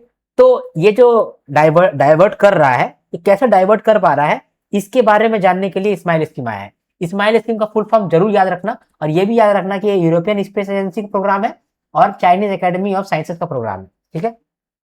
स्माइल का फुल फॉर्म क्या है? स्माइल का फुल फॉर्म है solar wind magnetosphere ionosphere link explorer, ठीक है। इसके बाद प्रगति। प्रगति क्या है? ये मल्टीलेटरल मिलिट्री एक्सरसाइज है, ठीक है। प्रगति का फुल फॉर्म भी है partnership of regional armies for growth and transformation in Indian ocean region, ठीक है। यहाँ पर 12 नेशंस, 12 फ्रेंडली नेशंस आपस में पार्टिसिपेट करके ये एक्सरसाइज को परफॉर्म करेगा, जिसका होस्ट जो है वो इंडिया है। 12 नेशन कौन कौन सा है? Bhutan, Cambodia, Indonesia, Laos, Malaysia, Vietnam, Sri Lanka, Seychelles और फिलीपींस, नेपाल, म्यांमार, मालदीव, ठीक है। इसके बाद अभय नाम का एक हेल्प बोर्ड बनाया गया है सीबीआई के द्वारा, सेंट्रल ब्यूरो ऑफ इन्वेस्टिगेशन के द्वारा, जिससे आप जो है ये ऑथेंटिकेट कर सकते हैं कि कोई भी नोटिस आपके पास आया है सीबीआई से तो वो जेन्युइन है या फेक है। इसको आप चेक कर सकते हो with the help of Abhay AI, यानी AI based help board for authentication of a notice, ठीक है। इसके बाद इंडिया का पहला मेगा ग्रीनफील्ड शिपयार्ड बन रहा है। ग्रीनफील्ड का मतलब होता है कि आप पूरा स्क्रैच से बना रहे हो, शिपयार्ड का मतलब होता है कि ऐसा एरिया जहां पर आप शिप बनाते हो, ठीक है। तो इंडिया का पहला मेगा ग्रीनफील्ड शिपयार्ड बन रहा है, कहां पर? तमिलनाडु के थुट्टुकोडी में, ठीक है। और ये कैसे बन रहा है? कुछ कंपनी ने आके एमओयू साइन किया है, इस वजह से ये बन रहा है। कौन कौन सा कंपनी ने?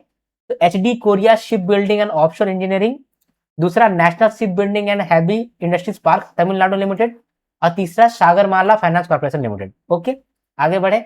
अब देखते हैं सऊदी अरबिया जो है वो इंटरनेशनल बिग कैट अलायंस का 26th मेंबर बन गया है, ठीक है। इसके बाद इंडिया और ब्राजील के बीच में रिश्ता अच्छा हो रहा है। इंडिया रिश्ता अच्छा बना रहा है ताकि मर्कोसुर ग्रुप जो है उससे बेनिफिट ले सके। मर्कोसुर ग्रुप किस तरह का ग्रुप है? जैसे यूरोपियन यूनियन होता है, ठीक है, north American free trade agreement NAFTA होता है, एशियान होता है, वैसे ही मर्कोसुर ग्रुप है जहां पर कुछ कंट्री आपस में ग्रुप बना लिया है और उस ग्रुप के बीच में माइग्रेशन अर्बनाइजेशन ठीक से होता है, ट्रेड फ्री ट्रेड होता है। तो वो ग्रुप के अंदर है ना, इंडिया भी आना चाहता है, मतलब इंडिया उस ग्रुप के साथ ट्रेडिंग करना चाहता है, ताकि अगर उस ग्रुप के साथ ट्रेडिंग करेगा तो वहां पर सारा कंट्रीज जो है वहां पर भी ट्रेडिंग कर पाएगा। तो इंडिया ये चाहता है कि मर्कोसुर ग्रुप में हम लोग का ज्यादा ट्रेड हो जाए। तो मर्कोसुर ग्रुप के अंदर कौन कौन सा कंट्री आता है, ये आपके एग्जामिनेशन पूछ सकता है। तो इसके अंदर शुरुआत में अर्जेंटीना, ब्राजील, पैराग्वे और यूरुग्वे हुआ करता था। इसके बाद बोलिविया और वेनेजुएला भी ऐड हुआ मर्कोसुर ग्रुप के अंदर। अभी वेनेजुएला जो है उसको सस्पेंड कर दिया गया है। इसके मतलब कि अभी यहाँ पर Argentina, Brazil, Paraguay, Uruguay, Bolivia member है, याद रखना इस चीज को, ठीक है। इसके बाद इंडिया को यूएसटीआर प्रायोरिटी लिस्ट के अंदर डाल दिया, ठीक है। यूएसटीआर प्रायोरिटी वॉच लिस्ट के अंदर डाल दिया है यूएसए। यूएसए जो है वो क्या करता है? यूएसए एक यूएसटीआर स्पेशल 301 रिपोर्ट लेकर के आता है। ये रिपोर्ट के अंदर है ना, यूएसए एनुअली रिव्यू करता है अपने ट्रेडिंग पार्टनर्स को और देखता है कि कौन सा ट्रेडिंग पार्टनर के पास इंटेलेक्चुअल प्रॉपर्टी का राइट किस तरह से हैंडल होता है, ठीक है। यूएसए देखता है कि जिससे भी हम पार्टनरशिप करते हैं तो वहां तो मेरा इंटेलेक्चुअल प्रॉपर्टी जाता ही है। तो ये देखता है कि कौन कौन सा कंट्री है जहां पर इंटेलेक्चुअल प्रॉपर्टी राइट्स के लिए इनफ रूल्स है या रेगुलेशन है। अगर ठीक से काम नहीं कर पा रहा है तो उसको ये 3 क्राइटेरिया में बांटता है, 3 टीयर में बांटता है। कोई भी कंट्रीज अगर इंटेलेक्चुअल प्रॉपर्टी राइट ठीक से हैंडल नहीं कर रहा है या अच्छा हैंडल कर रहा है, उसको 3 एरिया में बांटता है, 3 टीयर में बांटता है। पहला होता है वॉच लिस्ट, दूसरा होता है प्रायोरिटी वॉच लिस्ट, और तीसरा होता है और ज्यादा नजर रखने वाला प्रायोरिटी फॉरेन कंट्री, ठीक है। तो इंडिया जो है वही प्रायोरिटी वॉच लिस्ट के अंदर आ गया है। तो ये एक चिंता वाला बात है इंटेलेक्चुअल प्रॉपर्टी प्रोटेक्शन को लेकर के, ठीक है। ग्लोबल कंसर्न का बात हो गया है। तो लेकिन यहाँ पर सिर्फ इंडिया ही नहीं है, इस प्रायोरिटी वॉच लिस्ट के अंदर सिर्फ इंडिया ही नहीं है, इसमें चाइना भी है, रशिया भी है, चाइल भी है, उसके बाद फिर इंडोनेशिया भी है, वेनेजुएला भी है, ठीक है। इसके बाद स्पोर्ट्स का कुछ न्यूज है, इंपॉर्टेंट न्यूज है, उसको देखते हैं। इंडिया का पहला फ्री डाइविंग टीम जो है वर्ल्ड चैंपियनशिप के लिए गया है। For the first time ever team India जो है वो गया है फ्री डाइविंग करने के लिए। कहां पर गया है? बुडापेस्ट, ठीक है, at world apnea pool championship in Budapest, ठीक है। इसमें 3 एथलीट गए हैं, ठीक है, अर्चना थियागराजन, अक्षय छठे और एक वाचन एचयू। ये फ्री डाइविंग क्या होता है? फ्री डाइविंग का मतलब होता है कि आप पानी के अंदर गए और पानी के अंदर बहुत देर तक रहेंगे, ठीक है। ये जो फ्री डाइविंग होता है इसको पहली बार इंडिया पार्टिसिपेट कर रहा है, ठीक है। और इसके अंदर 3 एथलीट जा रहे हैं, एक अर्चना थियागराजन, एक अक्षय छठे और एक वचन एचयू, ठीक है। साथ में अर्चना शंकर नारायण ये भी गई हैं, लेकिन एज ए एथलीट नहीं, एज ए इंडियन असिस्टेंट जज, ठीक है। इसके बाद अरविंद चिदम्बरम ये पहले इंडियन ग्रैंड मास्टर बन गए हैं to secure a sport in e sports world cup. 2026, ठीक है। इसके बाद international association of ultra runners, ये आपका हुआ है हिरोसाकी सिटी जापान के अंदर, जहां पर 24 घंटा के अंदर आपको सिर्फ दौड़ना है, एक एरिया में 24 घंटा में दौड़ना है। कितना फास्ट आप दौड़ रहे हैं और 24 घंटा के बाद आप कितना एक्स्ट्रा दौड़ लिए हैं, उस पर आपको अवार्ड दिया जाता है। तो इंडिया ने 5 अवार्ड जीता है। इंडिया का मेडल टैली की बात करें तो गोल्ड जीता है अमर सिंह देवंदा और सिल्वर जीती है गिनो एंटोनी, ठीक है। इसके बाद जो गोल्ड जीते हैं अमर सिंह देवंदा, ये 24 आवर्स में सबसे ज्यादा मतलब रनिंग की है, ठीक है। इसके बाद 9 साल का एक माउंटेनियर है तेलंगाना का सिद्दीपेट से, ठीक है, जो कि ऑस्ट्रेलिया का जो हाईएस्ट पीक है वहां पर चढ़ाई किया है। ऑस्ट्रेलिया का हाईएस्ट पीक कौन सा है? माउंट कोजकिजियो, ठीक है, ये है। इस पे विहान राम नाम का एक 9 साल का बच्चा जो कि तेलंगाना से आता है, उसने चढ़ाई किया है, ठीक है। और साथ में उन्होंने एक अवेयरनेस का बैनर भी लेकर के दिखाया है, जिसका लिखा हुआ था, क्या लिखा हुआ था? से नो टू ड्रग्स, ठीक है। इसके बाद रांची का एक पुत्र ईशांक सिंह उसका नाम है, वो यंगेस्ट बन गया है टू स्विम पाक स्टेट। पाक स्टेट जो जल है इंडिया और श्रीलंका के बीच में, उस जल को हम लोग बोलते हैं पाक स्टेट। तो उस जल के रास्ते को बोलते हैं पाक स्टेट। तो मान लो कि जो श्रीलंका से इंडिया तैरते हुए आया है 7 साल का बच्चा, जिसका नाम है ईशांक सिंह। तो ईशांक सिंह जो 7 साल का ओल्ड स्विमर है from Ranchi, became the youngest person to swim across the Palk Strait 29 kilometre from Thalaimannar Sri Lanka to Dhanushkodi India in 9 hour 50 minutes, ठीक है। इसके बाद फुटबॉल का दुनिया का एल क्लासिको, ठीक है। फुटबॉल का दुनिया में एल क्लासिको क्या होता है? देखो, जिस तरह से इंडिया में आईपीएल होता है, वैसे ही फुटबॉल के दुनिया में ला लीगा होता है। तो 29th ला लीगा हो रहा था, जिसमें कि बार्सिलोना और एल क्लासिको आपस में भिड़ रहा था। सॉरी, बार्सिलोना और रियल मैड्रिड ये आपस में मिल रहा था, ठीक है, आपस में लड़ाई कर रहा था फाइनल में। और फाइनल में जीता कौन? जीता बार्सिलोना, ठीक है। बार्सिलोना और रियल मैड्रिड के बीच में जब भी झगड़ा होता है, जब भी इन लोग के बीच में मैच होता है, उसको हम लोग बोलते हैं एल क्लासिको। एल क्लासिको का मतलब कि बेस्ट, ठीक है, द सुप्रीम क्लासिक मैच। तो क्लासिक मैच जो हो रहा है वो बार्सिलोना और रियल मैड्रिड के बीच में होता है। इस बार भी ला लीगा टाइटल में इन लोग दोनों का आपस में भिड़ंत हुआ था, लेकिन जीता कौन? बार्सिलोना जीत गया, ठीक है। इसके बाद कामी रीता शेरपा, इन्होंने हिस्ट्री क्रिएट कर दिया है by climbing mount Everest for 32 time, यानी कि 32वां बार इन्होंने माउंट एवरेस्ट को चढ़ाई किया है। सबसे ज्यादा बार चढ़ने का इन्हीं का रिकॉर्ड है, ठीक है। ये अपना ही रिकॉर्ड फिर से तोड़ दिए। इसके बाद वर्ल्ड योगासन चैंपियनशिप हो रहा है अहमदाबाद में, जहां पर योगा के लिए पहली बार चैंपियनशिप रखा गया है। 60+ कंट्री इसमें पार्टिसिपेट करने वाले हैं, ठीक है। इसके बाद एथलेटिक्स फेडरेशन कप रांची में हुआ है, जहां पर कुछ नेशनल रिकॉर्ड भी हुआ है, जैसे कि गुरविंदर वीर सिंह जो है, इन्होंने 100 मीटर का इवेंट पे 10 सेकंड के अंदर रिकॉर्ड बना दिया है, यानी कि 100 मीटर रेस में 10 सेकंड के अंदर उन्होंने पार कर लिया, तो ये नेशनल रिकॉर्ड बन गया है, ठीक है। दूसरा, 400 मीटर इवेंट के अंदर सिर्फ 44 सेकंड्स में नेशनल रिकॉर्ड बनाया है विशाल टीके ने। तो विशाल टीके ने गोल्ड जीता है और गुरविंदर सिंह ने भी गोल्ड जीता है। लेकिन यहाँ पर नेशनल रिकॉर्ड का बात हो रहा है। गुरविंदर सिंह जी ने क्या किया है, 100 मीटर का जो रेस है वो 10 सेकंड के अंदर कर लिया है, और विशाल टीके जो है वो 400 मीटर का रेंज करे हैं सिर्फ 44.98 सेकंड्स के अंदर, ठीक है। तो ये भी एक इंपॉर्टेंट न्यूज है, समझ में आ गया आपको। आगे बढ़ते हैं। इसके बाद देखते हैं भारत मैरीटाइम इंश्योरेंस पूल। तो डिपार्टमेंट ऑफ फाइनेंशियल सर्विसेज ने ये पूल बनाया है, भारत मैरीटाइम इंश्योरेंस पूल। इस पूल के अंदर क्या हो रहा है? इस पूल के अंदर जो भी मैरीटाइम सेक्टर में इंश्योरेंस करते हैं, तो वहां पर क्या होता है ना, क्लेम बहुत बड़ा बड़ा आता है, तो कोई एक इंश्योरेंस कंपनी उसको हैंडल नहीं कर पाता है।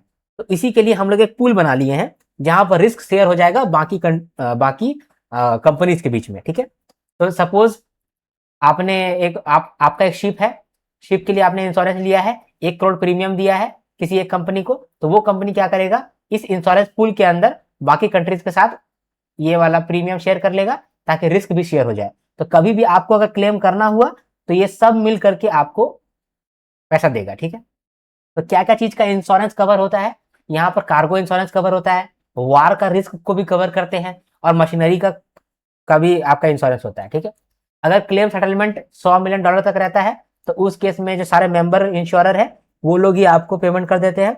लेकिन अगर आपका $100 मिलियन से भी ज्यादा आपका क्लेम है तो उस केस में जो है गवर्नमेंट जो है वो गारंटी देता है, गवर्नमेंट का गारंटी यूज होता है, गवर्नमेंट कुछ आपका पेमेंट कर देता है, ठीक है। तो गवर्नमेंट आपको पेमेंट कर देता है, इसीलिए गवर्नमेंट भी अपने पास अलग से पैसा रखा हुआ है। कितना गारंटी दे सकता है गवर्नमेंट, तो गवर्नमेंट ने बोला है, गवर्नमेंट का जो गारंटी है पर्पस वो है 12,980 करोड़, ठीक है। इसके बाद मैमफ्लेशन का बात समझते हैं। मैमफ्लेशन क्या होता है? मैमफ्लेशन क्या होता है? तो अभी देखा जा रहा है कि जो भी आपके मोबाइल फोन्स में या फिर आपके लैपटॉप्स में जो भी मेमोरी चिप इस्तेमाल होता है वो मेमोरी चिप का दाम बहुत बढ़ रहा है, इसीलिए उस मेमोरी चिप का इन्फ्लेशन को हम लोग बोल रहे हैं मैमफ्लेशन। अब मैमफ्लेशन क्या होता है ये समझ लिए। अब मैमफ्लेशन हो क्यों रहा है ये समझो, ठीक है। क्या होता है कि मेमोरी चिप का दाम बढ़ रहा है। क्यों दाम बढ़ रहा है? क्योंकि इसको बनाने के लिए जो हम लोगों को रॉ मटेरियल चाहिए होता है वो रॉ मटेरियल अभी हम लोग कहीं और यूज कर रहे हैं। कहाँ वो रॉ मटेरियल यूज हो रहा है? वो एआई डेटा सेंटर में इस्तेमाल हो रहा है। जो भी बड़ा बड़ा टेक्निकल कंपनीज होता है, टेक्नोलॉजी कंपनीज होता है, वो बहुत सारा एआई डेटा सेंटर बना रहा है। तो वहां पर सबसे ज्यादा रॉ मटेरियल की जरूरत पड़ रहा है, ठीक है। वो सारा रॉ मटेरियल इधर चला जा रहा है तो मेमोरी चिप बनाने के लिए रॉ मटेरियल कम पड़ जा रहा है। तो रॉ मटेरियल अगर कम पड़ जाएगा और डिमांड तो है ही, सप्लाई कम हो गया तो प्राइस तो ऑलरेडी बढ़ेगा। यही कारण है मैमफ्लेशन का, ठीक है। तो मैमफ्लेशन क्या है आपको मालूम चल गया। इस टर्म को कौन कौन किया था, मतलब किसने ये टर्म को पहली बार बताया था? गार्टनर ने बताया था, ठीक है। याद रखना इस बात को भी। इसके बाद फाइनेंस मिनिस्टर ने कुछ इनिशिएटिव भी लॉन्च किया है इंडिया के लिए। क्या क्या है? पहला है सिडबी मैकफिन मार्ट। ये एक तरह का फ्लिपकार्ट का जैसा ऐप होगा, ठीक है, प्लेटफॉर्म होगा जहां पर एमएसएमई जो है वो अपना B2B सामान खरीद सकेगा, ठीक है। मान लो एमएसएमई जो है कोई मशीन खरीदना चाहता है तो इस प्लेटफॉर्म के अंदर जाएगा सिडबी मैकफिन मार्ट, और इसी से वो प्राइस भी कंपेयर कर सकता है, ऑनलाइन ऑर्डर भी कर सकता है, मंगा भी सकता है, ठीक है। तो सिंगल प्लेटफॉर्म में अगर एमएसएमई को मैन्युफैक्चरिंग मशीनरी लेना है तो आराम से ले सकता है, ठीक है। इसके बाद आरआरबी को लेंडिंग पोर्टल, ये पोर्टल बनाया गया है ताकि आरआरबी और सिडबी ये दोनों मिलकर के ज्वाइंट लेंडिंग कर पाए, ठीक है। किसको? रूरल एंटरप्राइज को या अंडर सर्व्ड माइक्रो एंटरप्राइज को, ठीक है। इसके बाद modernisation of rural enterprise programme, ये प्रोग्राम लाया गया है ताकि 10,000 rural micro and artisanal enterprise को हम लोग हेल्प कर सके through technology upgradation, productivity enhancement and business modernisation, ठीक है। आगे बढ़ते हैं। इसके बाद 3 रिपोर्ट है।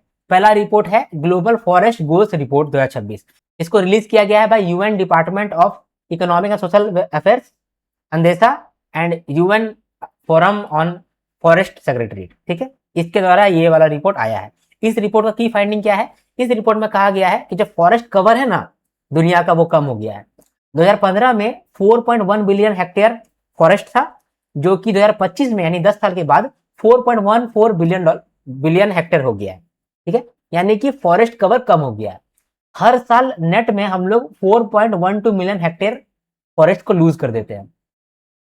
इसमें से भी जो प्राइमरी फॉरेस्ट है, जो कि मेन फॉरेस्ट है, बहुत दिनों से टिका हुआ है, बेस्ट फॉरेस्ट है, उसका भी हम लोग एरिया लूज किए हैं, ठीक है। नियरली 16 मिलियन हेक्टेयर जो है हम लोग प्राइमरी फॉरेस्ट का लूज किए हैं, प्राइमरी फॉरेस्ट लूज किए हैं ड्यूरिंग दिस डिकेड, ठीक है। साउथ अमेरिका ज्यादा से ज्यादा डिक्लाइन देखा है।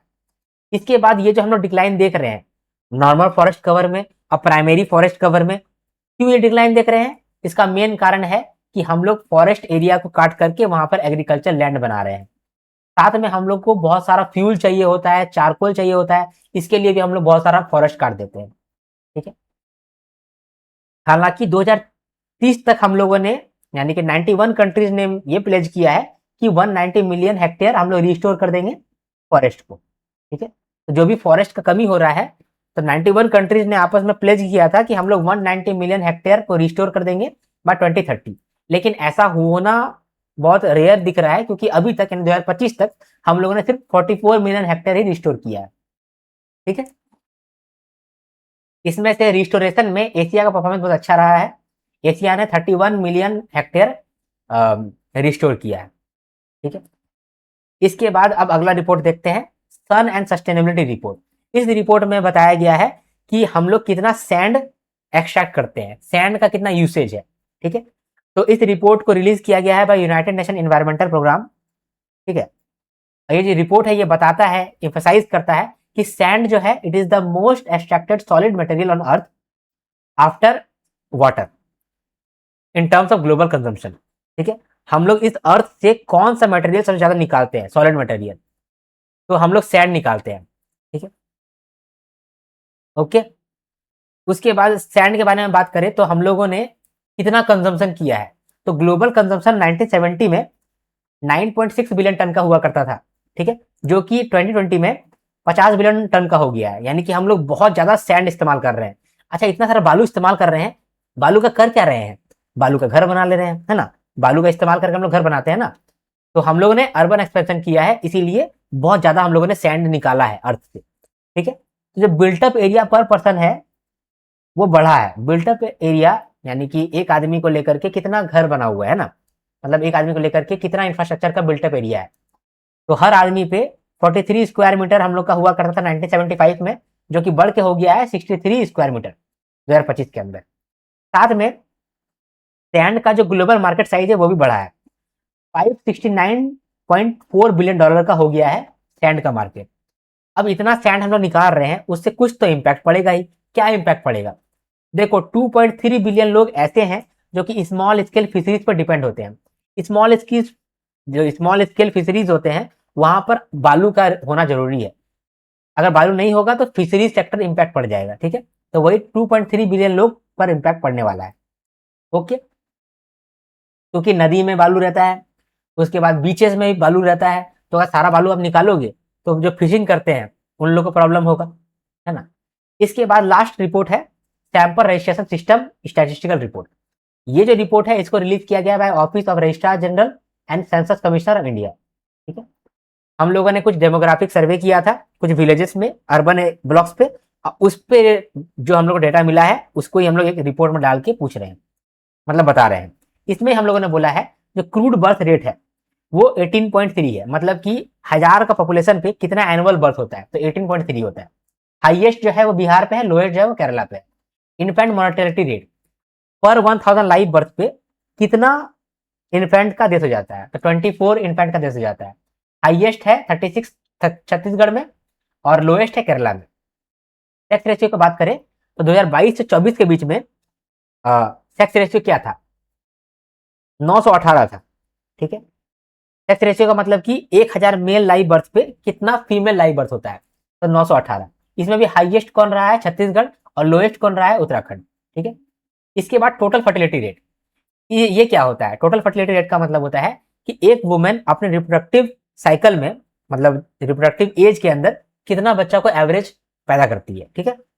तो 1.9, ठीक है, ये है अभी average number of children a woman produce in her reproductive age, ठीक है। इसमें भी हाईएस्ट है बिहार का, लोएस्ट है दिल्ली का।